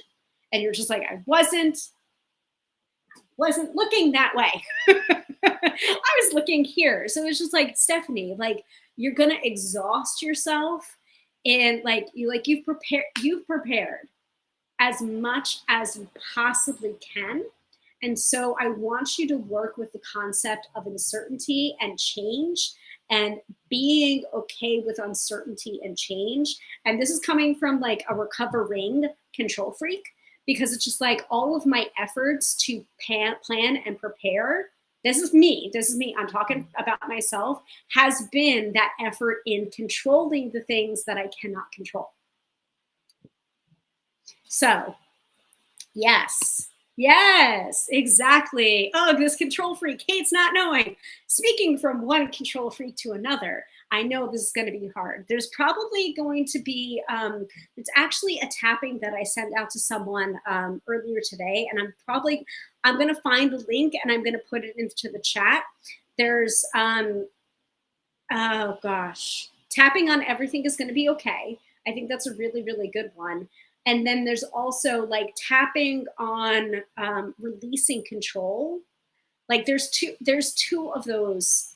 There's two tappings that I'm thinking of. The one I know about, like I can put it into the chat like right freaking now. The other one I have to do a little bit of research on, but it's like releasing control, or like releasing control or letting go. One of those two tappings. But yes, that would be a recommendation. But like the Four of Wands reversed, it feels as if like whatever it is, the not knowing, it's more immediate, because the rest of the cards are pretty darn good. You've got the Queen of Cups, you've got that nurturing, and you've got that intuition as well. Like the Queen of Cups is about emotionally, like we've talked about the Queen of Cups before in these live streams. Specifically, how I feel like the Queen of Cups is truly more the King of Cups, the master of the emotions, rather than the King of Cups. Because look at the cup. Look at the cup. The cup's got a lid on it. It's just like she is in control of her emotions, more so than the King of Cups, I feel like. So like Queen of Cups is like, if you're talking about like elemental dignities, it's water with water. So it's very, very watery. It's very, very emotional, but it's also very, very intuitive. So like you are in this like this caregiving role. And I feel like the Queen of Cups is talking about that, but it's also talking about your intuition. It's just like when you feel something is not right with the care, trust yourself, trust your intuition. I don't care what doctors are saying. Yes, they're good at their jobs, they're experts, but you know what? You're the expert on you, and you're the expert on that cutie in the picture. You know what you need, and you know what he needs. Trust yourself, trust your intuition, especially when you're feeling something like something's not right. Something's not right. Like, trust it. Because even doctors and nurses have that too, where they're just like, something told me to check in on this patient, or something told me that it's just like, look over this chart again. Something told me. You've got that too. Good. So definitely take advantage of the tapping. Yep, yep. Fran says, same here about being a control freak. We're all recovering control freaks over here. And Stephanie says, I need to trust that taking leave was the right thing for us. I think so, absolutely. Because it's just like, it's like, it wasn't, how do I say this? It's like, it's not that the hard part is over, but it feels like the hardest of the hard part is over in you making that decision, these two cards. Okay. And it's just like, it feels like you're going to be tested like right away. And then the rest of it's not going to be necessarily smooth sailing, but it's definitely going to be easier. And then 9 of Pentacles. 9 of Pentacles to me, like this is a very like feminine forward energy, nurturing kind of reading, which is like kind of perfect for what you're talking about. But like the 9 of Pentacles to me is about searching as well. She got the hunter, like I call her the huntress or the seeker, because she's got that bird of prey on her arm. And notice that she does have that glove too. Like it's also a sign to like make sure you're taking care of yourself and protecting yourself as well in this, because you might be a little bit raw too. But also it is about searching, seeking, and also finding.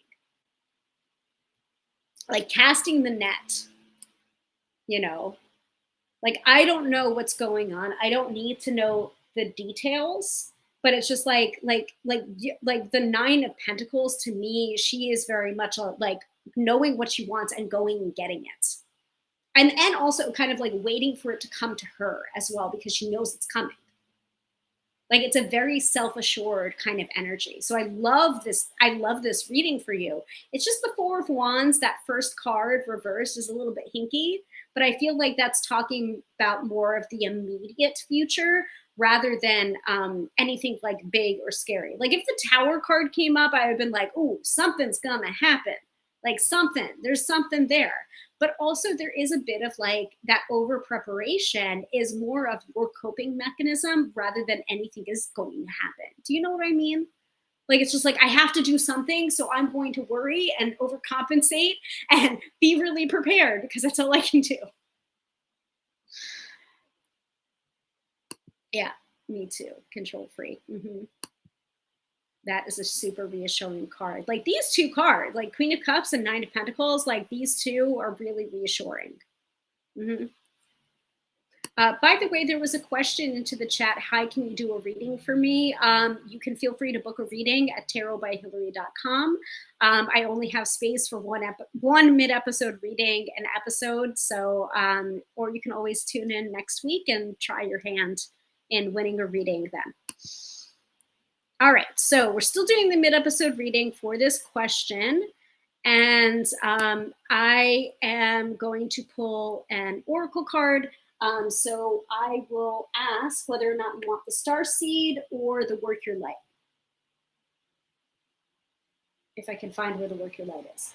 Or I can also do an affirmation card from either the Spirit Junkie or I think just the Spirit Junkie, because I don't know where I put the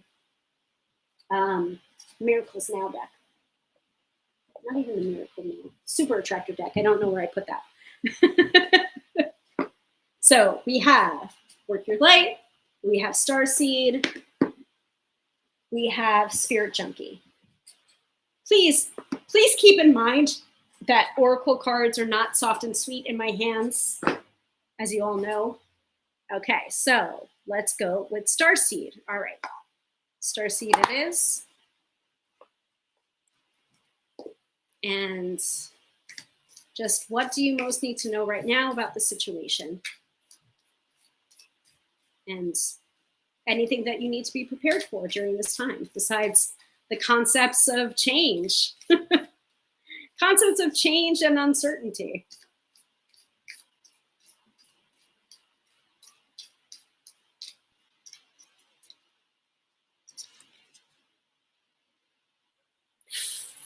Inner Earth, very first phrase with Inner Earth, you'll survive this. New solutions and beginnings.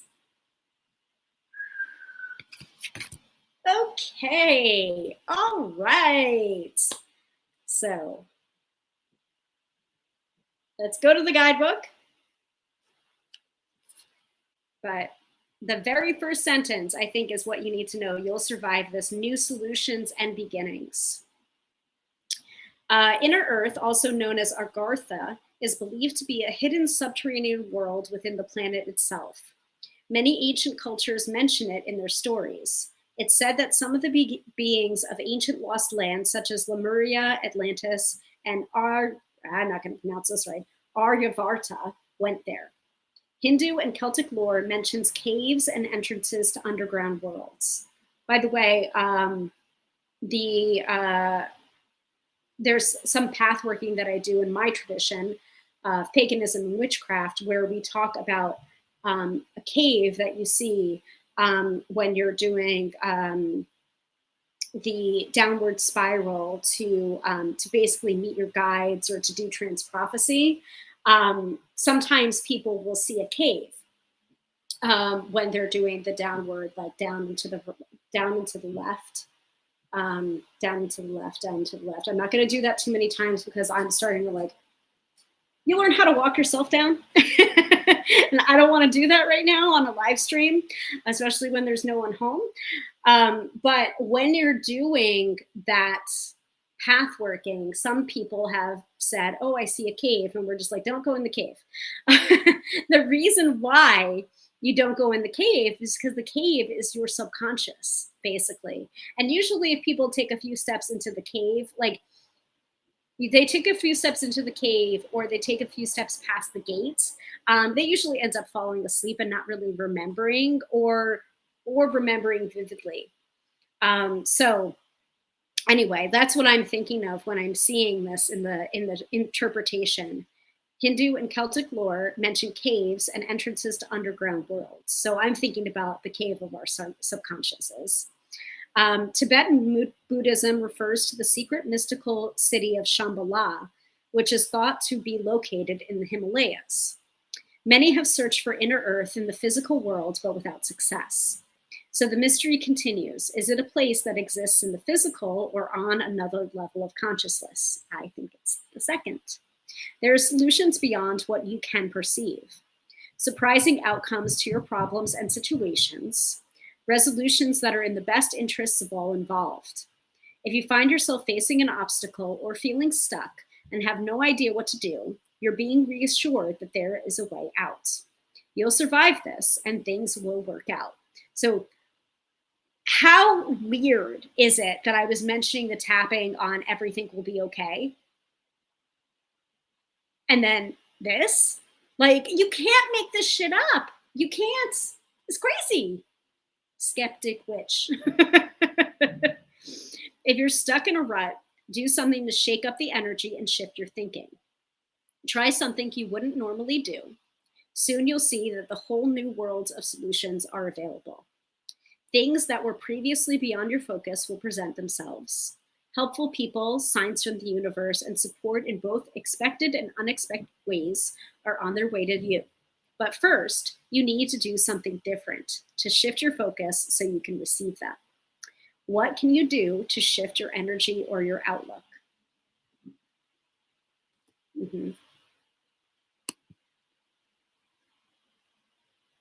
Wow, that's powerful. That's exactly what I needed to hear. Ooh, and I just got chills up my spine. I think that's a good thing, not a bad thing. But like everything's going to be okay. Everything's going to be okay. And it's just like you've been in a state of hyper vigilance and hyper alert for so long that it's just like any scrap of anything that you can cling to for comfort is like a good thing right now. And that's not about like false hope. That's not what I'm saying. It's more like you need to know, like, no matter what, you're going to be okay.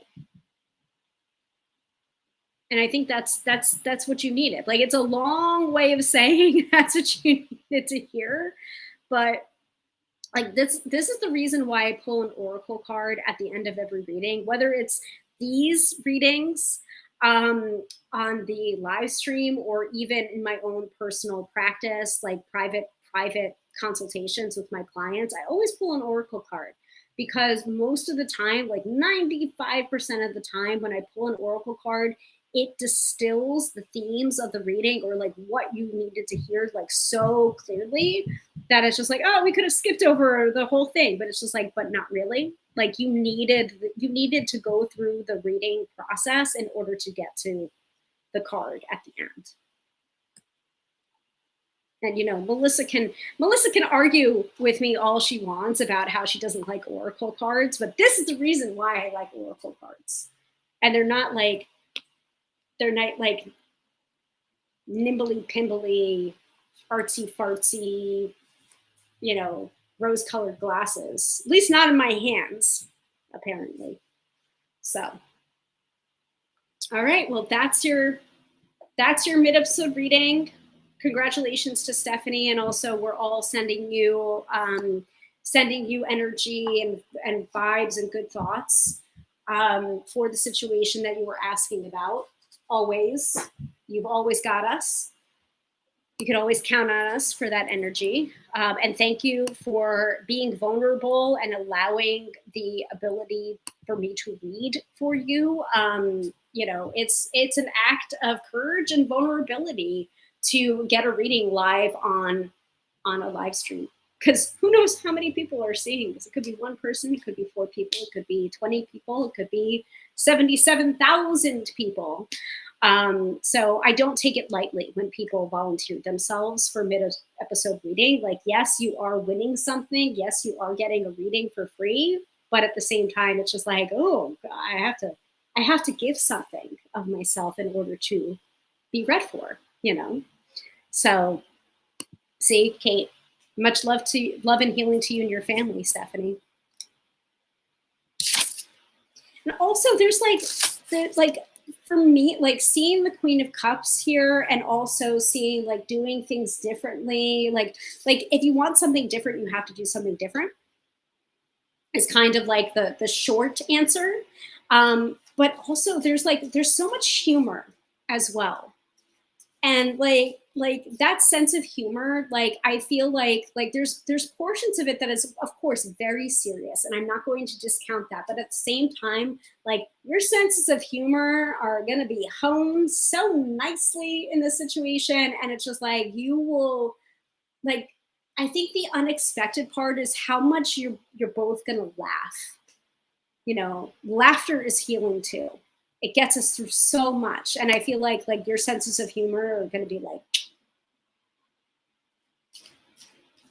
on point,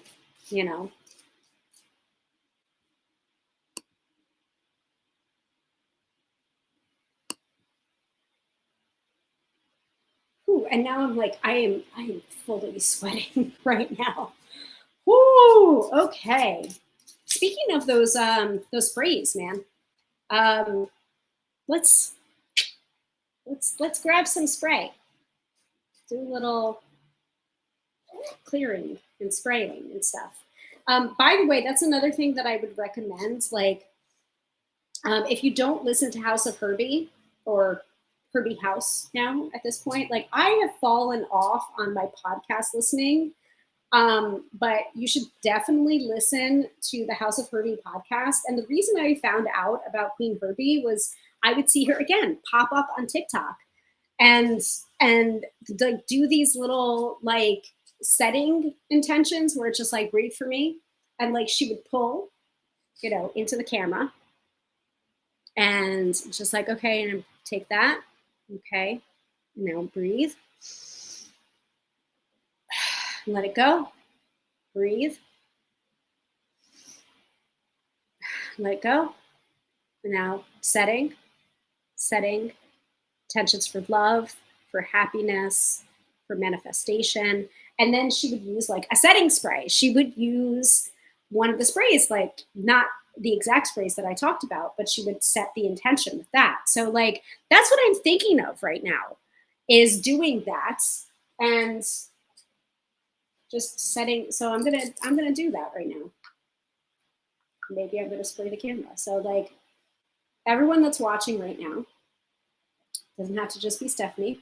This is kind of directed towards Stephanie, but it's also for you if you happen to be watching this live or on the replay. If you need a little bit of, let's do, hold on. Let's do a little bit more. Okay. Let's just focus. Whatever it is that you need to get rid of right now. You might not even be aware of the things that you're holding on to, but there's something that you're holding on to right now that you just need to let go of. Could be that apology that you're not getting. Could be that closure from somebody else that you're never going to get. Could be a different relationship with your mother or your father, sister, brother. Could be the relationship that failed. Could be a health issue that you're navigating for yourself or for someone else. Any anxiety, any worry. I want you to just take a deep breath in, and on the exhale, let it go. It might not even be something that you're aware of. Give it over. Just give it over on the exhale. All right, ready? Take a deep breath in.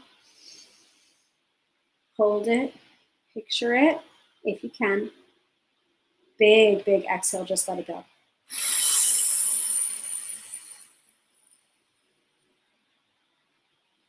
Let it go.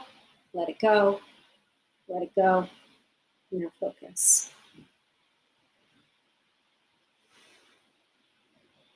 Health, love, stability, joy. Let's lock it in.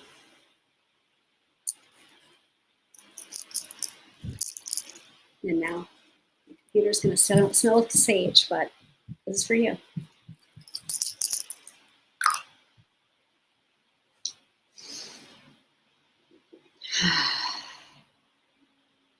All right.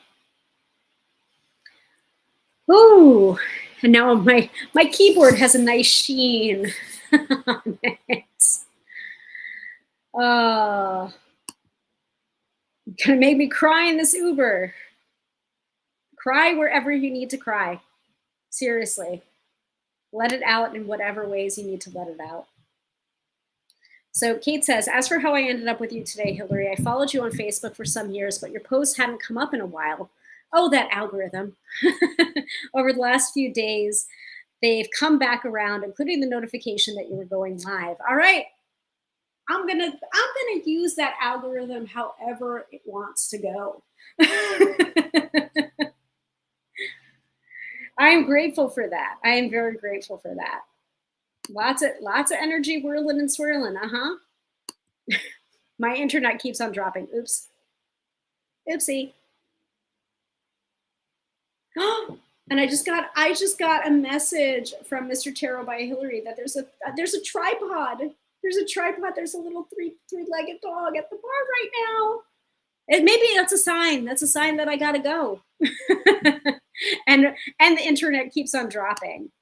Facebook is silly that way, but obviously meant to be that you return. Exactly. All right, so let's do, so we did a little setting, which is nice and unusual, I guess. Yeah, exactly. Sounds like it was meant to be. So I don't usually do, a clearing or a setting or anything like that. I wouldn't say that I'm like a Reiki person, but that's just an example of what Queen Herbie does. And that's how I found her, and that's how I started to listen to her podcast and listen to her music. So like look her up, Queen Herbie. It's QVEEN, Herbie, HERBY. So yes, those are my favorite, the tripods. Yes, go forth and pet that tripod. But we got to do a couple of little things first. So first of all, I do want to make sure that you at least get that everything is going to be okay tapping. And there is tarot cards and astrology in it. Go ahead and ignore the astrology in the tarot cards, unless, of course, it's resonant for you. But let me drop that into the chat right here. And let me wait for that to pop up. Mm-hmm. So it's in the chat. It's in the chat. So that's the everything is going to be okay tapping. That's from my tapping teacher, Gala Darling. So I would really recommend that. And then also releasing as well. There's a lot of tappings on releasing, releasing control, etc. So let me. There's one very specific one that I'm thinking of, and I'm hoping I can find it while we're on here. And while I'm looking for this, I'm going to ask you all, which oracle deck do you want the weekend forecast from? We've got Spirit Junkie, we've got Work Your Light, and we've got the Starseed Oracle. Oh, and we also have the Visionary Oracle too. So choose, and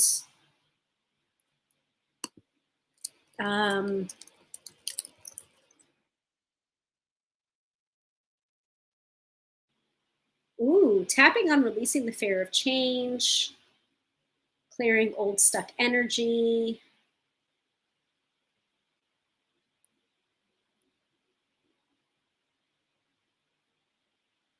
Blessings from the universe, how to feel good, how to get unstuck. Tapping your way through change. This was the one that I was thinking of. Yeah, this was the one that I was thinking of.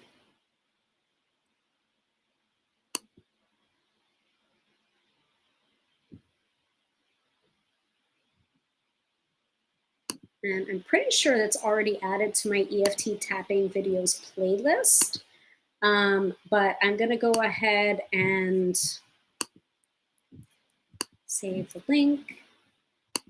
I'm going to put that into the chat.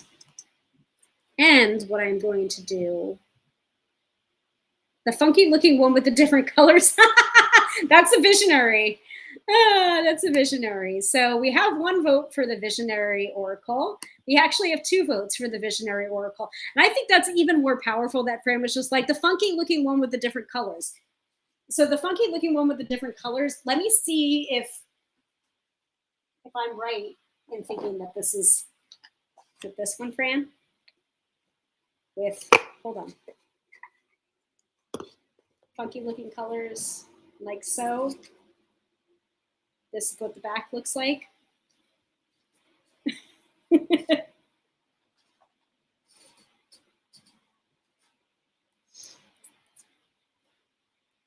And I am going to just show you the oh,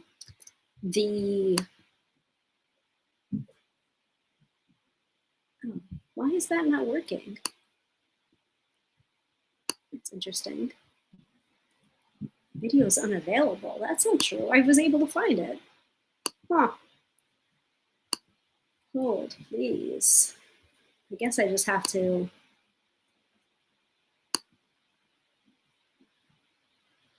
It's very odd.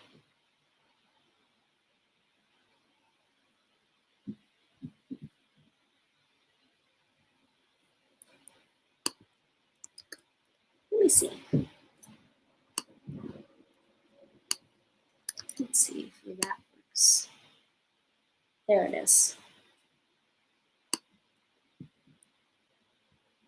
I found it. Oh, Spirit Junkie, white box with the different colored strips. Oh. This one? That's an affirmations deck. No, but I'll take it. I think we'll go with the Visionary Oracle. We can also do an affirmation too. Whatever you guys want to do. Yes, my words were gone. All right. So this is what the tapping through change looks like. That's the link, and this is the correct link, I believe.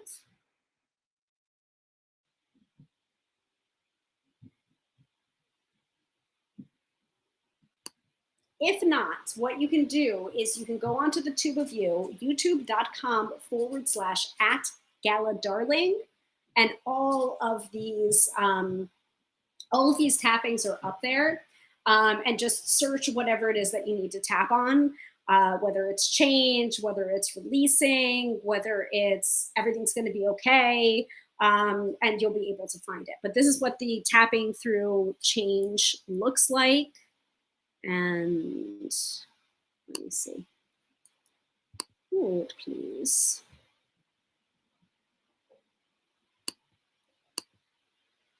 There we go. So that's what that looks like. Okay. Let me go ahead and hide that. All right. Weekend forecast. So we can do both. So let's do the Visionary Oracle and the Spirit Junkie for an affirmation. So it's a 1-2 punch we've got going on for the weekend forecast.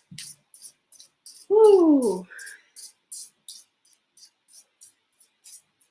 Besides the astrology basically telling us there's some hinkiness going on this weekend. Take the weekend off if you can or if you're able.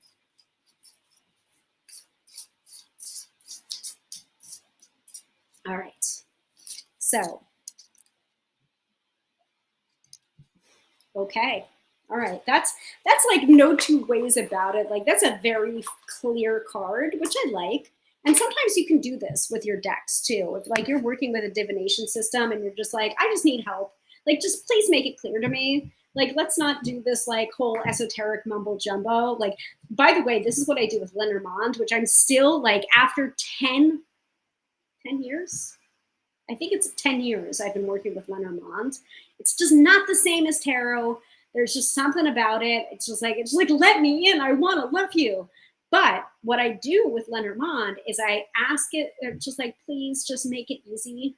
Like, please make this answer easy to understand for myself, for my clients. And, you know, Lenormand is one of the few tools that I will work with a client without still feeling like I don't have a firm grasp on it. And I always say it to a client every single time. Lenormand is not my main squeeze. You know, there's certain aspects of it that it's just like, I want, like, let me in. I want to love you. But so I will ask nicely with the Lenormand, like, please make it clear. Please make it clear to me so that I can give the message that needs to be given at this time. So kind of getting that with the Visionary Oracle. So what we're getting is number 36, connect to your urge for this weekend. To me, it's almost like wear pink. Wear pink, dance in the sunshine or the rain. But the message is connect to your urge. So from the guidebook for the Visionary Oracle is, when our physical body is dehydrated, we feel a sense of thirst. When it needs nutrients, we feel hunger. When our soul's true passion is trying to get our attention, we feel urges that we may not understand. Get curious about your urges, follow through on them. They are trying to open a door to your authentic self. Trust that the higher wisdom within you is communicating through urge. So this is a little bit about like doing something different and you'll get different results, but also it's really appealing to my human design as a splenic manifester, where I've been told by, I think 2, if not 3 separate human design experts that splenic manifestors, you have to do it in the moment of urge, in the moment of intuition, without questioning why. And I'm like, I'm not comfortable with that. And just like, but that's your human design. Your human design is to, like, if you're feeling the urge to go for a walk in the park today and you deny that urge, or you like let it pass through you, then it's just like, then you might be missing out on an opportunity that your intuition was trying to tell you by going and feeling into that splenic urge. So like me getting a text that I need to meet a tripod dog, like, who knows? Maybe that is a splenic urge that I need to follow, maybe not. But I won't know unless I actually follow the urge. So it's very similar in some ways to the baby steps oracle card from either the Work Your Light deck or the Starseed deck, where it's just like you have to take the baby step without knowing what the end destination is. Yes, I know, Fran, just jump. Yeah. It's a little bit of a Fool card energy there. Just jump. Leap and the net shall appear is another one. It's a Zen Buddhist saying. But sometimes we do have to follow our urges without knowing exactly why we're doing it. But something needs to be fulfilled. Something of your soul is asking for that urge to be fulfilled. Just like when you're thirsty, you drink water. When you're hungry, you eat. Your soul is asking for something within that urge. Mm-hmm. It's trying to stop you from overthinking. So, connect to your urge this weekend is Oracle card number 1. And I will laugh out loud if this deck says the same thing. Because it most likely will. Because that's how this shit works.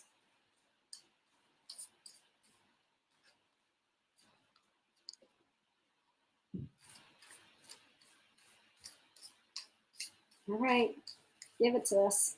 Let's go.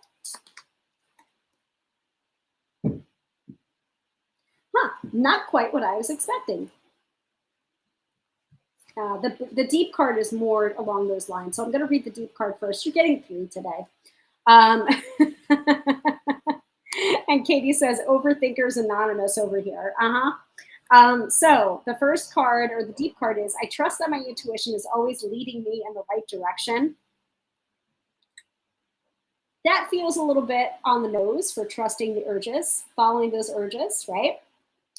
And then the card that I didn't expect from the top of the deck is my friendships support me, nourish me, and inspire me.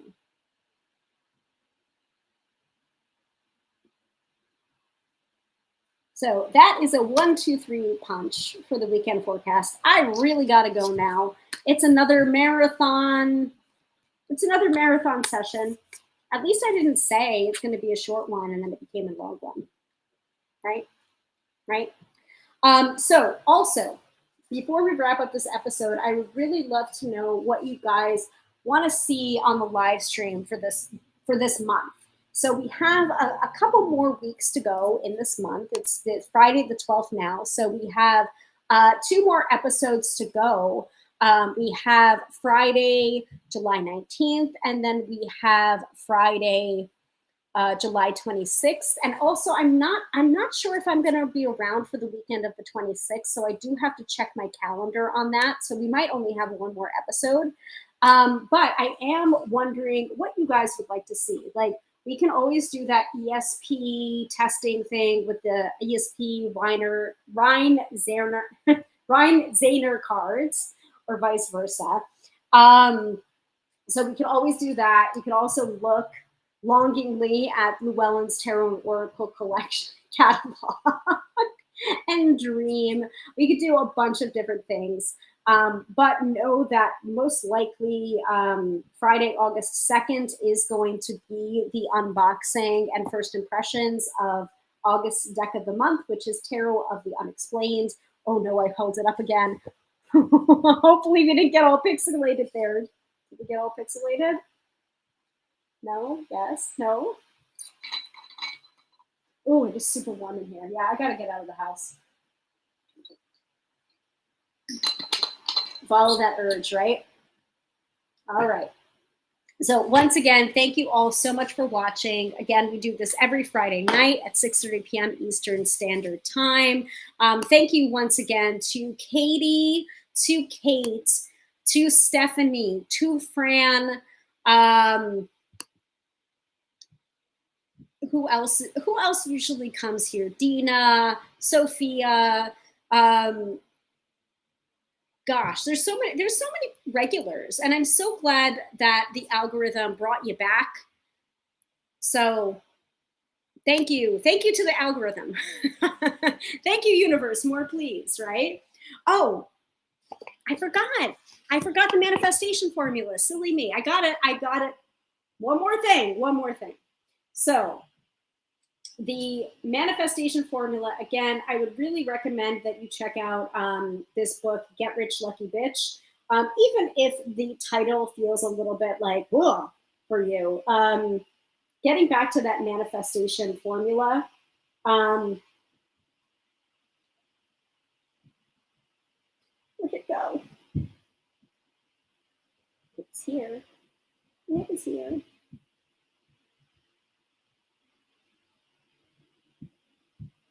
This is weird. Did I accidentally delete it?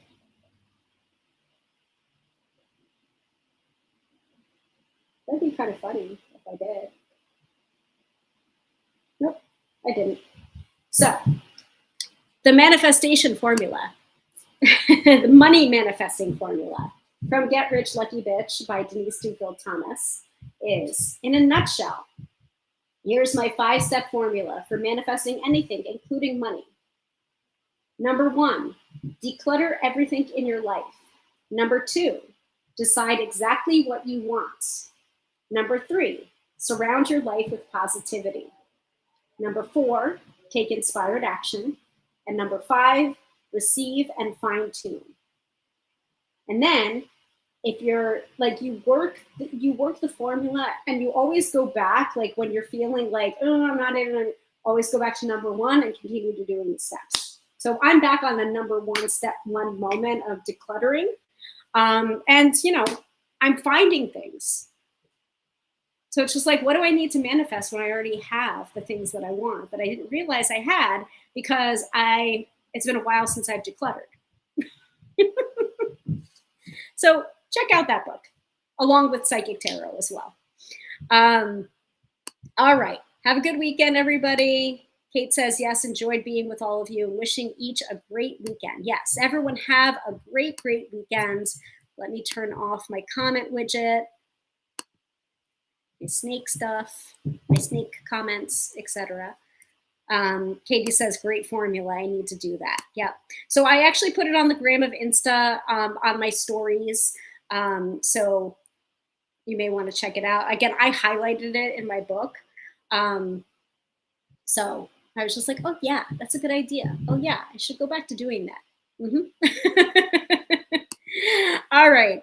Thank you all so much for watching. Again, I am Hilary, professional tarot reader and EFT tapping practitioner, here to demystify the mystical and put you in touch with the most beautiful of gifts, your own intuition. Because yes, my friends, do not argue with me. You have intuition. Have a wonderful, wonderful night and a fabulous weekend. And I hope to see you all again next week, same bat time, same bat channel, Friday, 6:30 p.m. Eastern Standard Time. Bye.